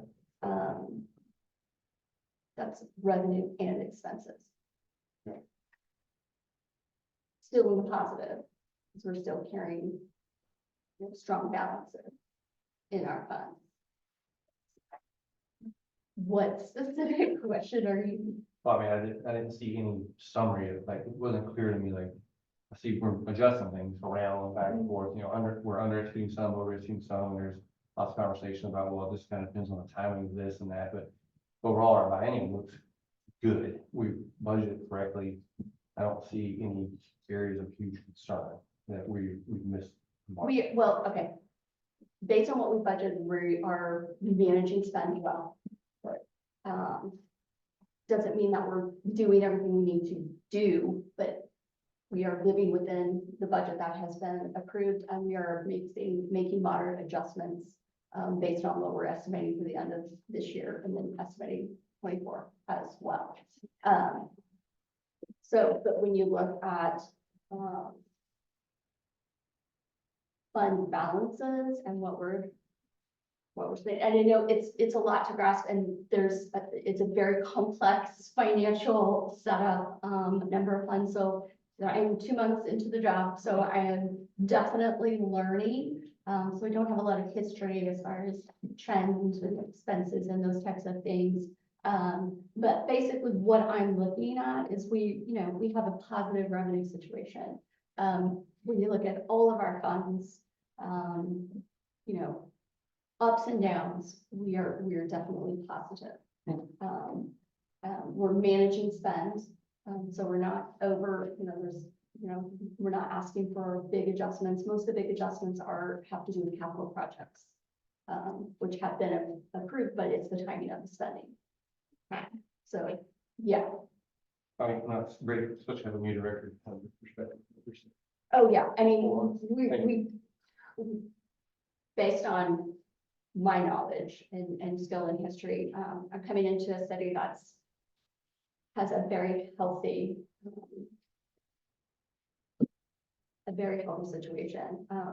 When I look at what our balances are, we've done have a very responsible job as far as maintaining that, from what our needs are. Responsible spend, all the staff and the directors, do a very good job. We work very collaboratively to manage what we see coming in and what we're spending. And I feel really, really good about our strong fiscal health. Yeah, I just wanted to reiterate, from our committee, the whole meeting, and I personally, though, I do really appreciate the amendment being brought forward, even if I don't ultimately support it, because I think that, being more of a, what was it called, being a motion machine, like making a motion when you want to amend something, it helps us be more efficient and make things really clear. So I really appreciate that. I think Councilmember Mercer said something in a different way that I was like, yeah, that's kind of what I'm thinking. It's not so much the specific number, but it's like the method. What's the method behind it? And I just want to make sure that it's more clinical. And so that's why, for me personally, my opinion is I want to wait and see what that analysis comes out to be before we change anything. Thanks. Any further discussion on the proposed amendment? If I can. Hold on, One meeting. we'll hold on until we sure anybody else, is there anyone else that hasn't spoken that wants to speak to it? Right, seeing none, Councilmember Isaacson. So I agree too, with needing a method. I'm very pragmatic when it comes to my engineering background, what I do for a living. But as Councilmember Navin pointed out, 2.5 is what was recommended at one point, right?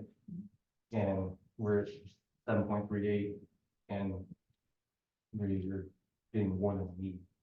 So it's almost a middle ground, and we can paralysis through analysis. We're going to spend more and more money to, I think, get the same answer that we're good. It's pretty obvious to me that we're safe. We're going to drag our feet, not do it. Taxpayers are not going to get more of the money back. We're going to spend more of the money to do analysis. So I think we could afford easily 4% in sewer only, and do the analysis in parallel. If we were wrong, put it back. But I don't think we're going to bankrupt the city with 3.3% over 6 months, a year. It takes to do analysis for a year.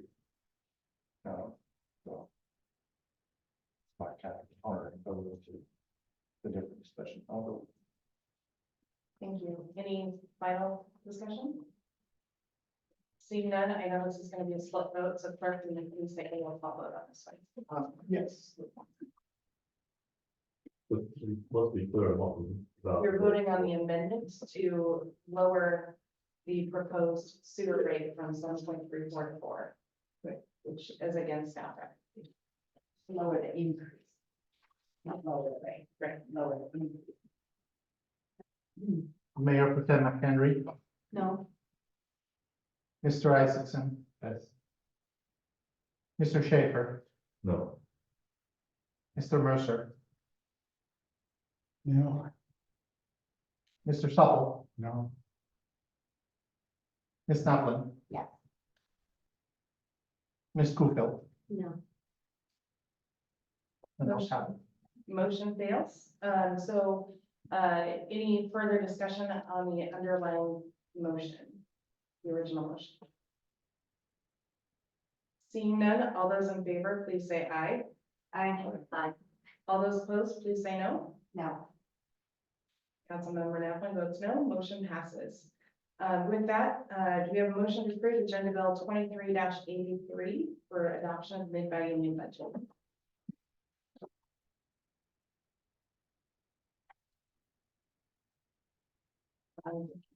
Yeah. I have one.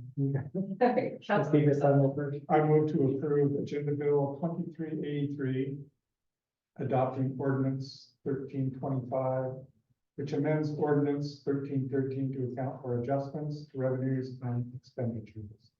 Okay. Any further discussion? First of all, Director Lanchewski and then Councilmember Naflin. So just to be clear, Steve Lanchewski, Public Works, when the preliminary adjustments were submitted, we pushed money in the 408 sewer capital programming from 2023 to 2024. We pushed that too far. We actually had invoices for the project, all within the budget amount originally issued, but not within the adjustment then to push it to 2024. So if there was any motion to be considered, just to make a motion to remove any amendments to the sewer CIP fund, it has money to do the work. We pushed more, but again, to 2024, expecting those debits to come next year, but they're here now. So that would be the only risk. We don't want to end up in the red. We can't do that. We have to operate, and we don't allocate our reserves or fund balance in the budget amount, so we don't have any fluff. So I made a move to put 1.5 million from expenses in 2023 to push to 2024 that just needs to be omitted. That way we can operate and pay our bills. Would someone like to make that motion as a minute? What fund was it? 408. 408? Yes. Okay, I make a motion to remove the amendment in Fund 408 and return it to no adjustments to that fund. Second. Okay, any discussion? Seeing none, all in favor of the amendment on the floor, please say aye. Aye. All those opposed, please say nay. Motion passes. Thank you. And now we're moving to the budget as amended. Any further discussion? Councilmember Napoli? Yeah, this is just carrying forward what I brought up at the last meeting about thinking about community priorities and what's important in this community and the environment, and trying to do what we can to mitigate all of the development. And I know the natural environment is extremely important. Every survey we do, they talk about this. And with the unexpected abundance of investment earnings above what we had budgeted, I think it would be a nice gesture to what I think is a community priority to put aside $10,000 for work. I'm kind of thinking of a couple areas. In McCormick Park, there was kind of an area that might need a little assistance with some replanting, and then also Rosenbach Corner, because I feel like that also could use a little help with maybe replanting some plantings that have been done during a prior project. And so within that, $10,000, and if that's not enough, I think I asked if that was enough last time, but to potentially have some mentoring, to get that put back together, those two sites, some plant purchases, training, I don't know. But it's important to me, and I think it's important to the community. So I would like to make a motion to adjust the general fund expenses to add $10,000. I don't know where it would be, parks maybe, but that is my motion. Do I need to second it before I talk about it? Or, okay, I'll second it. And then I do have a quick question for Dr. Laniszewski before discussion. That is a small amount, typically are able to be absorbed within existing budget. Is that something that would be able to be absorbed, or are we too tight in parks? I mean, in all honesty, general fund is always tight. And we did ask for an adjustment in 23 in the parks fund for some expenses that were unforeseen. So it might be nice. I'm trying to think, we used to have the 99 fund, but And I'm assuming this is not an expense that's gonna hit in the 23 year, right? not 23. No, so the allocation to do it and then either A, report back, or B, identify it next year. Right. We have to. I would assume that there's a good possibility it can be absorbed, but if not, we can recommend an adjustment for 24. I guess I prefer that council vote on whether that's important to them. I guess is what I'm saying. Unless you're telling me that you plan to do that and don't need a support. Do you see what I'm saying? No, I would say your motion could be to authorize a $10,000 spend on enhancements as described. And then we can clean it up in the budget process when we, get to this point in 2024 next year. Mayor for time and then Councilmember Schaefer. Yeah, I just wanted to say, this is something that also came up in the Economic Development Committee. We talked about, we have a lot of amazing parks. We have parks that are like Judd Park, or that are like a playground structure type of park. But then we have other areas like that, I think Rosenbach Corner is like considered a pocket park, right? Or McCormick Park, which, are more nature parks or have different purposes. And, I think it was earlier this year. This year's been kind of weird. I think it was in May or something. I was a chaperone for the fourth graders down to Oxbow. And gosh, I mean, all those little kids and myself included within, 20, 30 minutes. I can't tell you how many things we planted in the area. It was one of the projects we worked on. It was a really fun thing. I don't know if Oxbow is a potential partner in the future for things like that.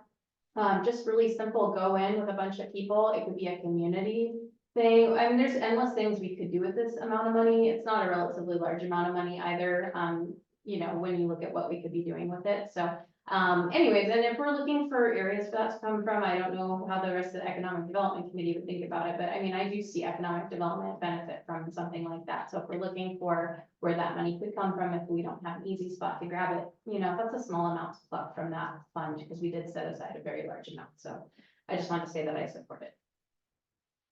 Councilmember Schaefer.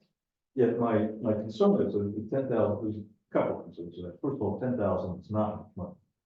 And it won't go very far to make it down, as far as helping, our parks look better or be more useful. The second issue I have is the use is vague. And so I'm concerned, especially when it comes to like McCormick Park, that anything we do there would be compatible with our long-term vision and be compatible with the eventual work we have to do to shore up the embankment, make it more, fish friendly, put more riparian habitat in there. It's not clear to me this would do that. So I'm going to vote in favor of it, but I think we should not get too grandiose with it, especially that small amount of money, and perhaps target it, simply for what's the Rosenbach Corner? 143. Something smaller and something that would have more immediate value to it, visible value to it, because since your original thoughts on that, Jennifer, I did go by and look at that. And yeah, it's not obvious it was really anything and done there originally, because it's all gone, gone away for the most part. So anyway, I'm going to vote in favor. I like I say, I think we need to be more limited on what we do with the television. Great. The rest of council first, Councilmember Isaacson and then Councilmember Mercer. So I'm inviting criticism and corrections from all of this, but I will be abstaining from the vote because I have a hard time sitting here. We wouldn't approve the rate reduction to save $16,000, and we're going to grab $10,000 out of the general fund and just throw it somewhere because we know our citizens want. Guess what? Our citizens want their money back too. So I respect everyone's vote. I'm not critiquing any individual person, but it's just we're going against what we just said we didn't want to do. We don't have a very good plan on what we're going to do with $10,000. The majority of council would vote for cutting a rate increase in half to save our taxpayers $360 a year. And we're going to take $10,000 and just say, go clean up parks. So I'll be abstaining from it. It's not a personal thing. It's just, it's hard for me to, we just completely do the opposite things in the same council meeting. Councilmember Mercer. Yeah, so, I mean, I'm one of this, again, sort of one versus the other. I think they are different funds, and so the purposes and the surplus available in those funds without sort of,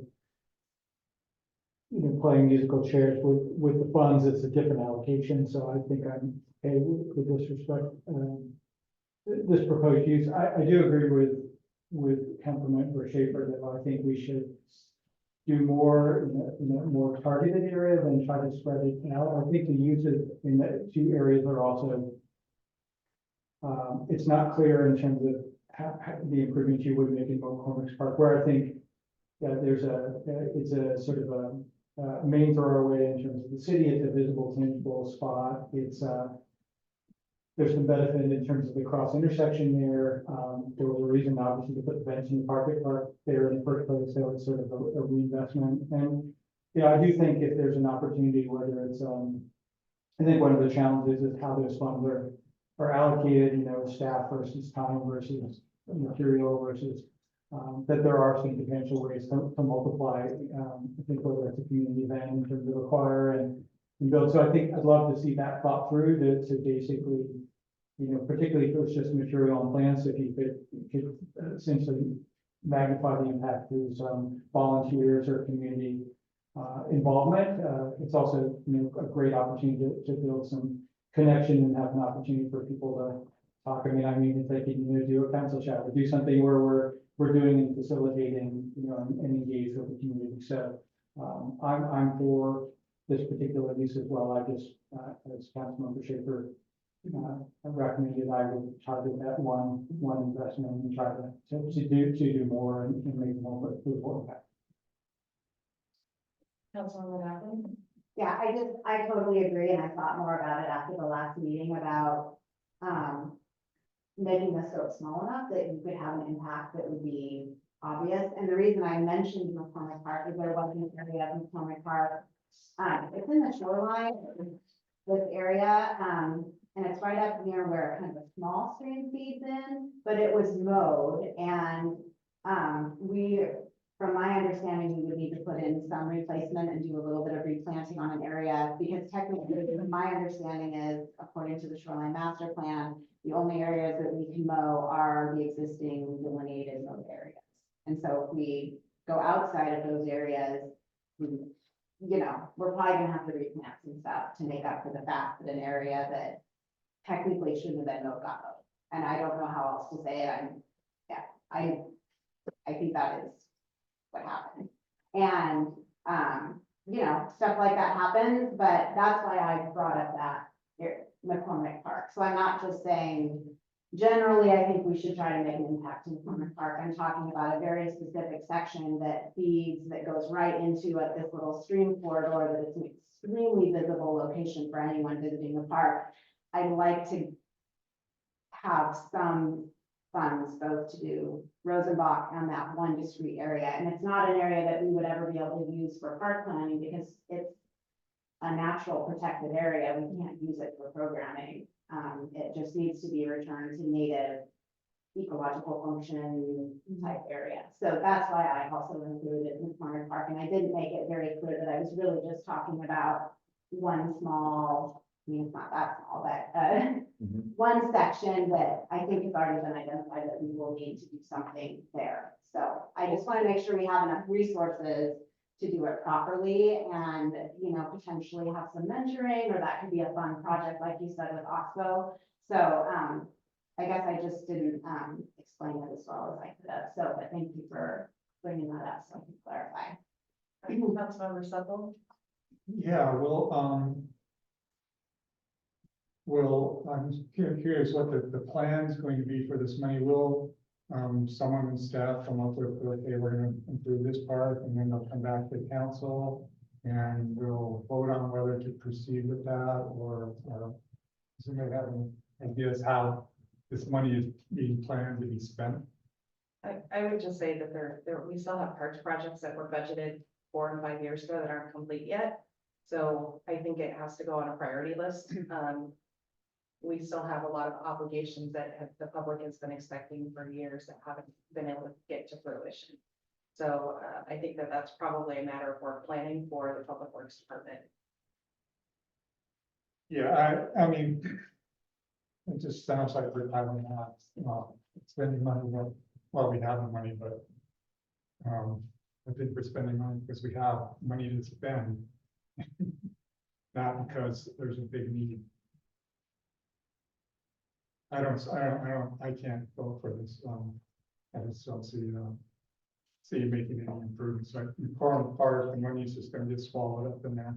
You'll never notice it. That little park up on Main Street, is that the one we're talking about, Rosenbach? Yes. The one that everybody drives by, but nobody ever visits, because it's out of the way for everybody. This is like, I don't see putting money into that, right now, until there's some further development along that street.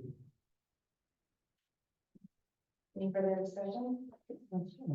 Mayor Pro Tem and then Councilmember Mercer. Yeah, I was just gonna ask, and I don't know if the city administrator would answer this, but you know, where we're proposing that 10,000 come from, if it was from if council was in agreement that it was from the economic development fund, because we had brought that up before, with economic development benefit for nature areas, you know, would that be something that that committee could help curate a little bit more? And then, and I understanding too, looking at possibilities of, you know, outside help coming in to do replanting, you know, to not add to the burden of public works. I don't know, like, and I know that makes costs go up, but just to keep things on the table.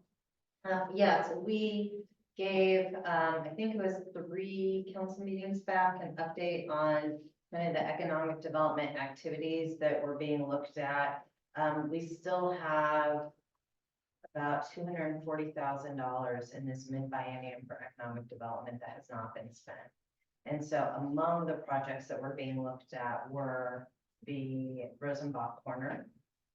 So again, just as a reminder, the project list that we're looking at are the grants under the Economic Development and Tourism grant process that we put together. We got very few applications in 23. We're expecting more in 24, but it probably won't exceed 25,000. EV charging station, banner poles on Big Rock, which are estimated around 60. Flower planters along Main, and a community event this summer, a music crawl, which is estimated at about 20,000. So even with all of those, there may still be room, though we don't really know the cost yet of like the electronic charging station. So once we get all of those costs, which Director Laniszewski is looking at, we planned, Mayor Pro Tem and I, put it back on the council agenda to bring to council for council to vote on how to spend that $240,000+ on a suite of issues. So it is planned to come hopefully at the beginning of the year. Yeah, so comment on the question, just based on some of the things that have been said in the room is one that sort of sounds a little to me like there may be an opportunity to do this via another avenue. And I think one of the things Councilmember Naplin mentioned is even if this can be done within the existing budget, there was still a desire to have input from the council in terms of prioritizing. So, you know, from a motion perspective, even if we don't allocate the specific funds, I think my other question was to Director Laniszewski, just in terms of, and I know this has always been a challenge in terms of the park creation and park maintenance, and obviously with the pocket parks, that's recurring challenge. We put them in, then there's some recurring maintenance. If some of the things that were discussed here in terms of replanting, you know, seasonal care, the weeding, the tear down, because we weren't specific in terms of the type of improvements. If there's already a mechanism to do some of that, it obviously will come down. It's cyclic in terms of which parks are prioritized at a given point in time, but just where that, the status, I guess, of that at the moment in terms of since that's been installed, has there been, you know, is there the seasonal replanting schedule? Is there anything in place today that would address some of what was raised here without a specific guidance from the council? I would say not in particular as far as that kind of work. We are, you know, talking about, you know, our hiring program for next year. We are a little concerned about trying to get some of that temporary labor. This year was pretty sporadic. Don't know that next year is going to be any better, but assuming some things do happen, like the economic development part of, you know, flower pots, part of that programming comes with a part-time FTE or LTE to help curate that, because that is new. It is a lot of work. Those kinds of things need, you know, continual maintenance and upkeep to make them nice. I know everybody hopes for partners like Rotary or Chamber or whoever else, but, you know, I don't want to be a curmudgeon, but those helps come and go. So we're always left to do it anyway. So some of that is possibly able to be offset depending on how we do move forward with some of those small kind of side projects. Again, getting fully staffed, it's always possible to absorb stuff, but we typically, we're always pushing something off because we are under labor allocated, so to speak, so. Thank you. Councilmember Isaacson. Question to kind of clarify what I said earlier, so I'm sure my comments were what I intended. If the general fund had excess money and the sewer fund was running in the red, could we reallocate general fund money to sewer or any other fund? I'll turn to Director Lanchewski. It works one way, but not the other. General fund to sewer, yes, sewer to general fund, no. But general to sewer, you do. Yes, however, General fund is not, however, where we're flush. yeah, general fund is where we're the most tight, and having that investment revenue. The money that is the 250 that was put in for economic development last year came from the general fund. But the 10,000 is being proposed to go from general fund to. Correct. And we still don't have permanent employees in key positions. And are there other funds that money can be moved from to sewer? To sewer? Yeah, it was in red. Well, general fund can move to sewer. But you can't take anything out of sewer unless. Not it's actually, internet. into Any other fund into sewer, Director Lanchewski? I don't. Utility lines of business to themselves only. General fund, anywhere council pleases, however, that is not been the practice, not good. Does that answer your question? Big cat. Are people ready to vote on the amendment? And the amendment is to take 10,000 of investment funds to bolster, do some replanting and work on McCormick Park in a specific area in Rosemark. I think there might be some divisions. I'm suggesting a roll call on this one. Mayor Pro Tem McHenry, Yes. Mr. Isaacson, Mr. Schaefer, Yes. Mr. Mercer. Yes, but I prefer if we could leverage some of the existing funds we have already allocated, so that's a little bit of a. Because it was one of the projects that was already under the allocated economic. So the way I understand the motion at the table is the equivalent of a budget note into the general fund that we reserve this money for this specific purpose, and the economic development money would be used for other resources. Do I have that correct? That's what I'm gonna. It's your motion. Okay. Then, yes. Mr. Shuffle, No.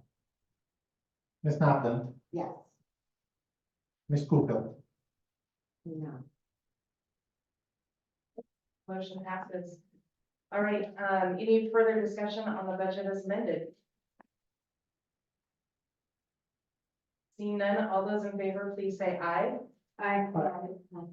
All those opposed, please say no. Motion passes. And first off, I do want to just say thank you to our finance director and our staff. Our finance director came in very late in the game this year. We wish we could have had her a few months earlier. But I think has done a great job getting up to speed and working with our team to pull everything together for this big buy. I think we should be very thankful that she didn't have to come in at the beginning of the budget. So thank you for all of your hard work back in getting this approved and move forward. This is the easiest bid buy yet. This is our second bid buy. Good news. And now we have one item of new business, adoption of legislative priorities for discussion and decision. Director or City Administrator McNabb will lead this, and just of note, I did forward council for review the 2024 EWC legislative agenda. It looks like the 23 one was in the packet, and that may not have been easily accessible online. So, Director McNabb. Yes, so I'm not expecting a decision tonight. My thought would be that we would bring, all of the various agency legislative priorities to council the first meeting in January. That will be ahead of the legislative session, so we still have some time to approve. The goal for tonight was I put in the prior years, legislative priorities. We just got AWC's mayor just sent the 2024. Really the goal was to look at Duvall's, which is typically based on other agencies' legislative priorities, but we might have our own that we would like to add to the 2024 that we would adopt at the beginning of the year. And so that is included in the packet last year's, it's included in the packet. We'll also have just at the beginning of the year, we'll have SCA's legislative priorities, which I have not gotten yet, as well as some Snoqualmie Valley Governments Associations, which I also have not gotten yet. So we really don't have everything in place yet to do the full suite of them until the beginning of the year. But just wanted to open up a conversation for ours as a city. We just as a kind of reminder, our agenda last year focused on transportation. So Highway 203 corridor study, finished Highway 522 and North 405 improvements, the changes to transportation planning policy, broadband, behavioral health funding and support, land use regulation and growth management act changes, which we are expecting to see more coming out of this legislative session, the next one in 2024. State Building Code Council, remove unnecessary reduction, duplicative body worn camera footage was on our legislative priority list. And then government facilities planning and design funding. So if council wants to add to our legislative priorities or have more of a conversation, this is just an opportunity to help direct me and how to get what you all need to adopt 2024 priorities. Anybody want to kick it off? I do have a suggestion to add. Councilmember Schaefer and then Nefflin. This wasn't an addition, it was just, I guess, a clarification of what we're advocating. And I'm sorry if I missed this, but one of the things we're advocating is to allow cities of 20,000 or less to determine their own zoning plans. I'm not sure if that's the correct terminology or not, but essentially not letting the state dictate what type of multi-family zoning that we need to have within the city. Yeah, so from our 2023 legislative priorities document, the final sentence under land use regulation and growth management act changes is finally, any policy to set minimum densities in small cities under 20,000 should be optional and based on local context. Yeah. So that's in 23. A lot of times we carry forward into the next year a legislative priority if it continues to be a priority. So we could adopt that language. We could. Okay, then we could if beef up that's that not part of language. 2024, I suggest we make it part of 2024. Agreed. Councilmember Nefflin. Yeah, I agree. Mine was more of a just formatting issue. Would it be beneficial to have it be just 2 pages so you could give something to someone front and back? Is there any, I mean, I'm a wordy person. and Well, I so think either trying to condense would be hard. There are some things that'll need to come off of this, just based on last session, and what is coming forward this session. So we should be down to 2 pages regardless, but in an ideal world, yes, that's correct. However, legislators are also not accepting paper either. So, while these get emailed, it's more for our benefit and their staff's benefit. And it actually is on my whiteboard for our communications coordinator to assist me with our legislative priority document. As Mayor Pro Tem, Councilmember Nafla and Mayor and I went to the Hill last year. This is fiddly. it's too much, it's also not visually pleasing to the eye. So I would like to make it, a little more zhuzhed up for next year.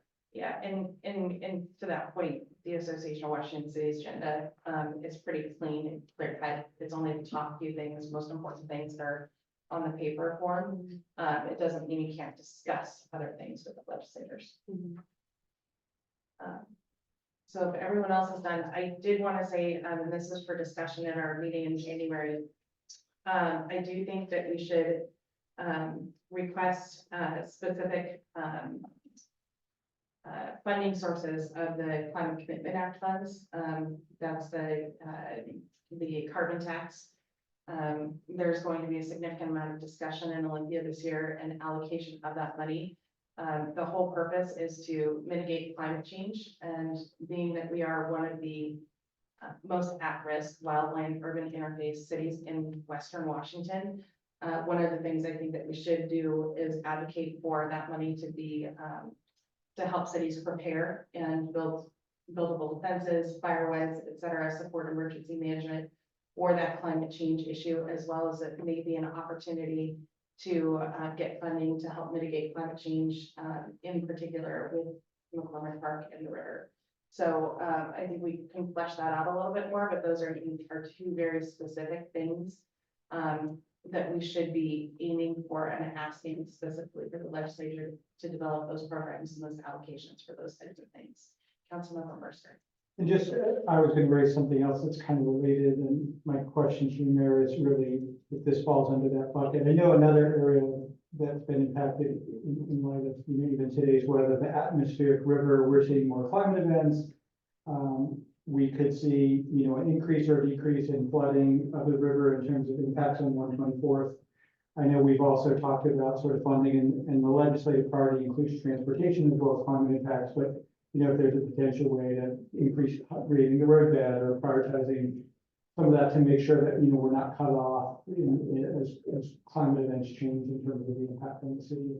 So it's more of a clarifying question if that could fall under that bucket of climate impact. It absolutely, at this stage, it absolutely could. I think the political challenge is that you'll have a majority of lawmakers saying, well, you shouldn't be living where you're living.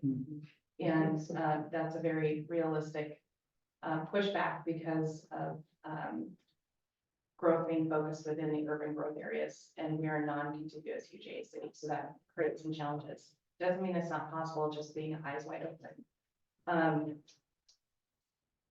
There was one other item we brought up the atmospheric rivers, and I think that is actually another larger discussion with our public works department. Is that in the last few years, due to INI and just sheer amount of rainfall that we've had our stormwater ponds overflow. We've had pipes burst, et cetera. So that may be another thing to consider is requesting the legislature allocate funds specifically so that cities can upgrade their in-ground water and sewer infrastructure to mitigate against those atmospheric rivers and those really high density events. Just a couple of months ago, downtown Carnation flooded. Everyone thought it was the street. It wasn't the street. It was because 2 inches of rain fell in a very, very short period of time. There was no place for it to go, even with the sewer system. So I think I think that is valid, Ron. I think we should explore that and potentially put that on the agenda as well, but also wanted to bring up that other. In the meantime, if there's anything that you would like to add, please send it to me when I build it for 2024 with some of the similar items. It should look and feel a little different too. Be something that's easier at least to see. Anyone else?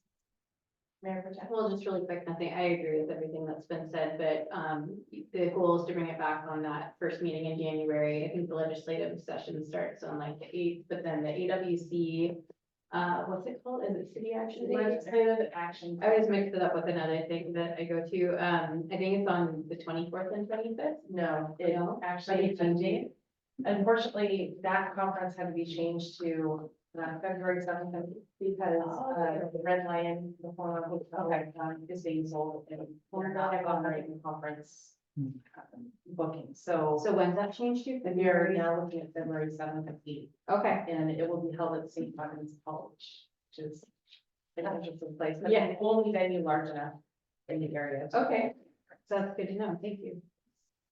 And thank you for bringing that. up. Yeah. I know. All right, we do not have executive session, correct? No, we do have executive. We do, okay, we do. All right, so with that, we will, go to executive session for how long? Let's begin with 15 minutes. All right, and then we do not expect to take any formal action. We are. Okay. All right, so then we may take formal action upon returning. At which point, those on the public that would like to sit and attend, you may stay up here or council goes down. One.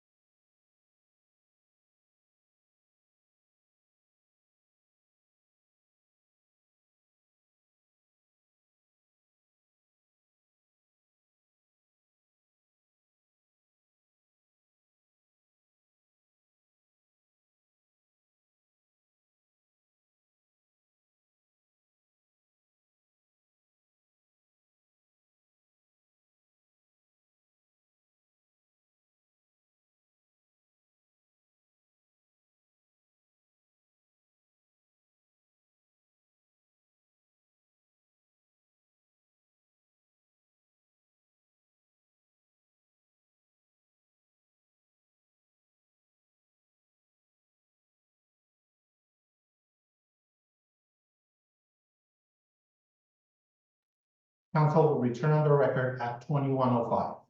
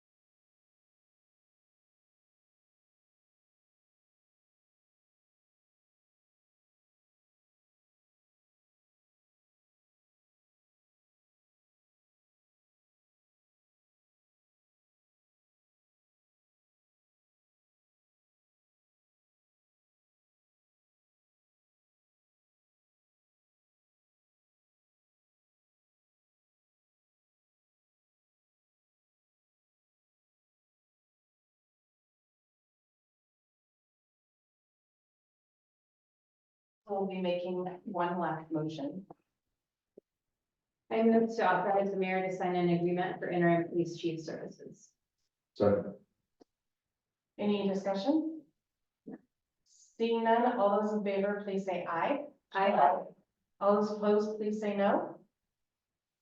Motion passes, and with that, unless we have additional business arise in the next week and a half, this is our last meeting of the year, so want to wish everyone happy holidays, happy new year, hope to see you during the break. And unless there are objections, we are adjourned, and welcome once again. Thank you.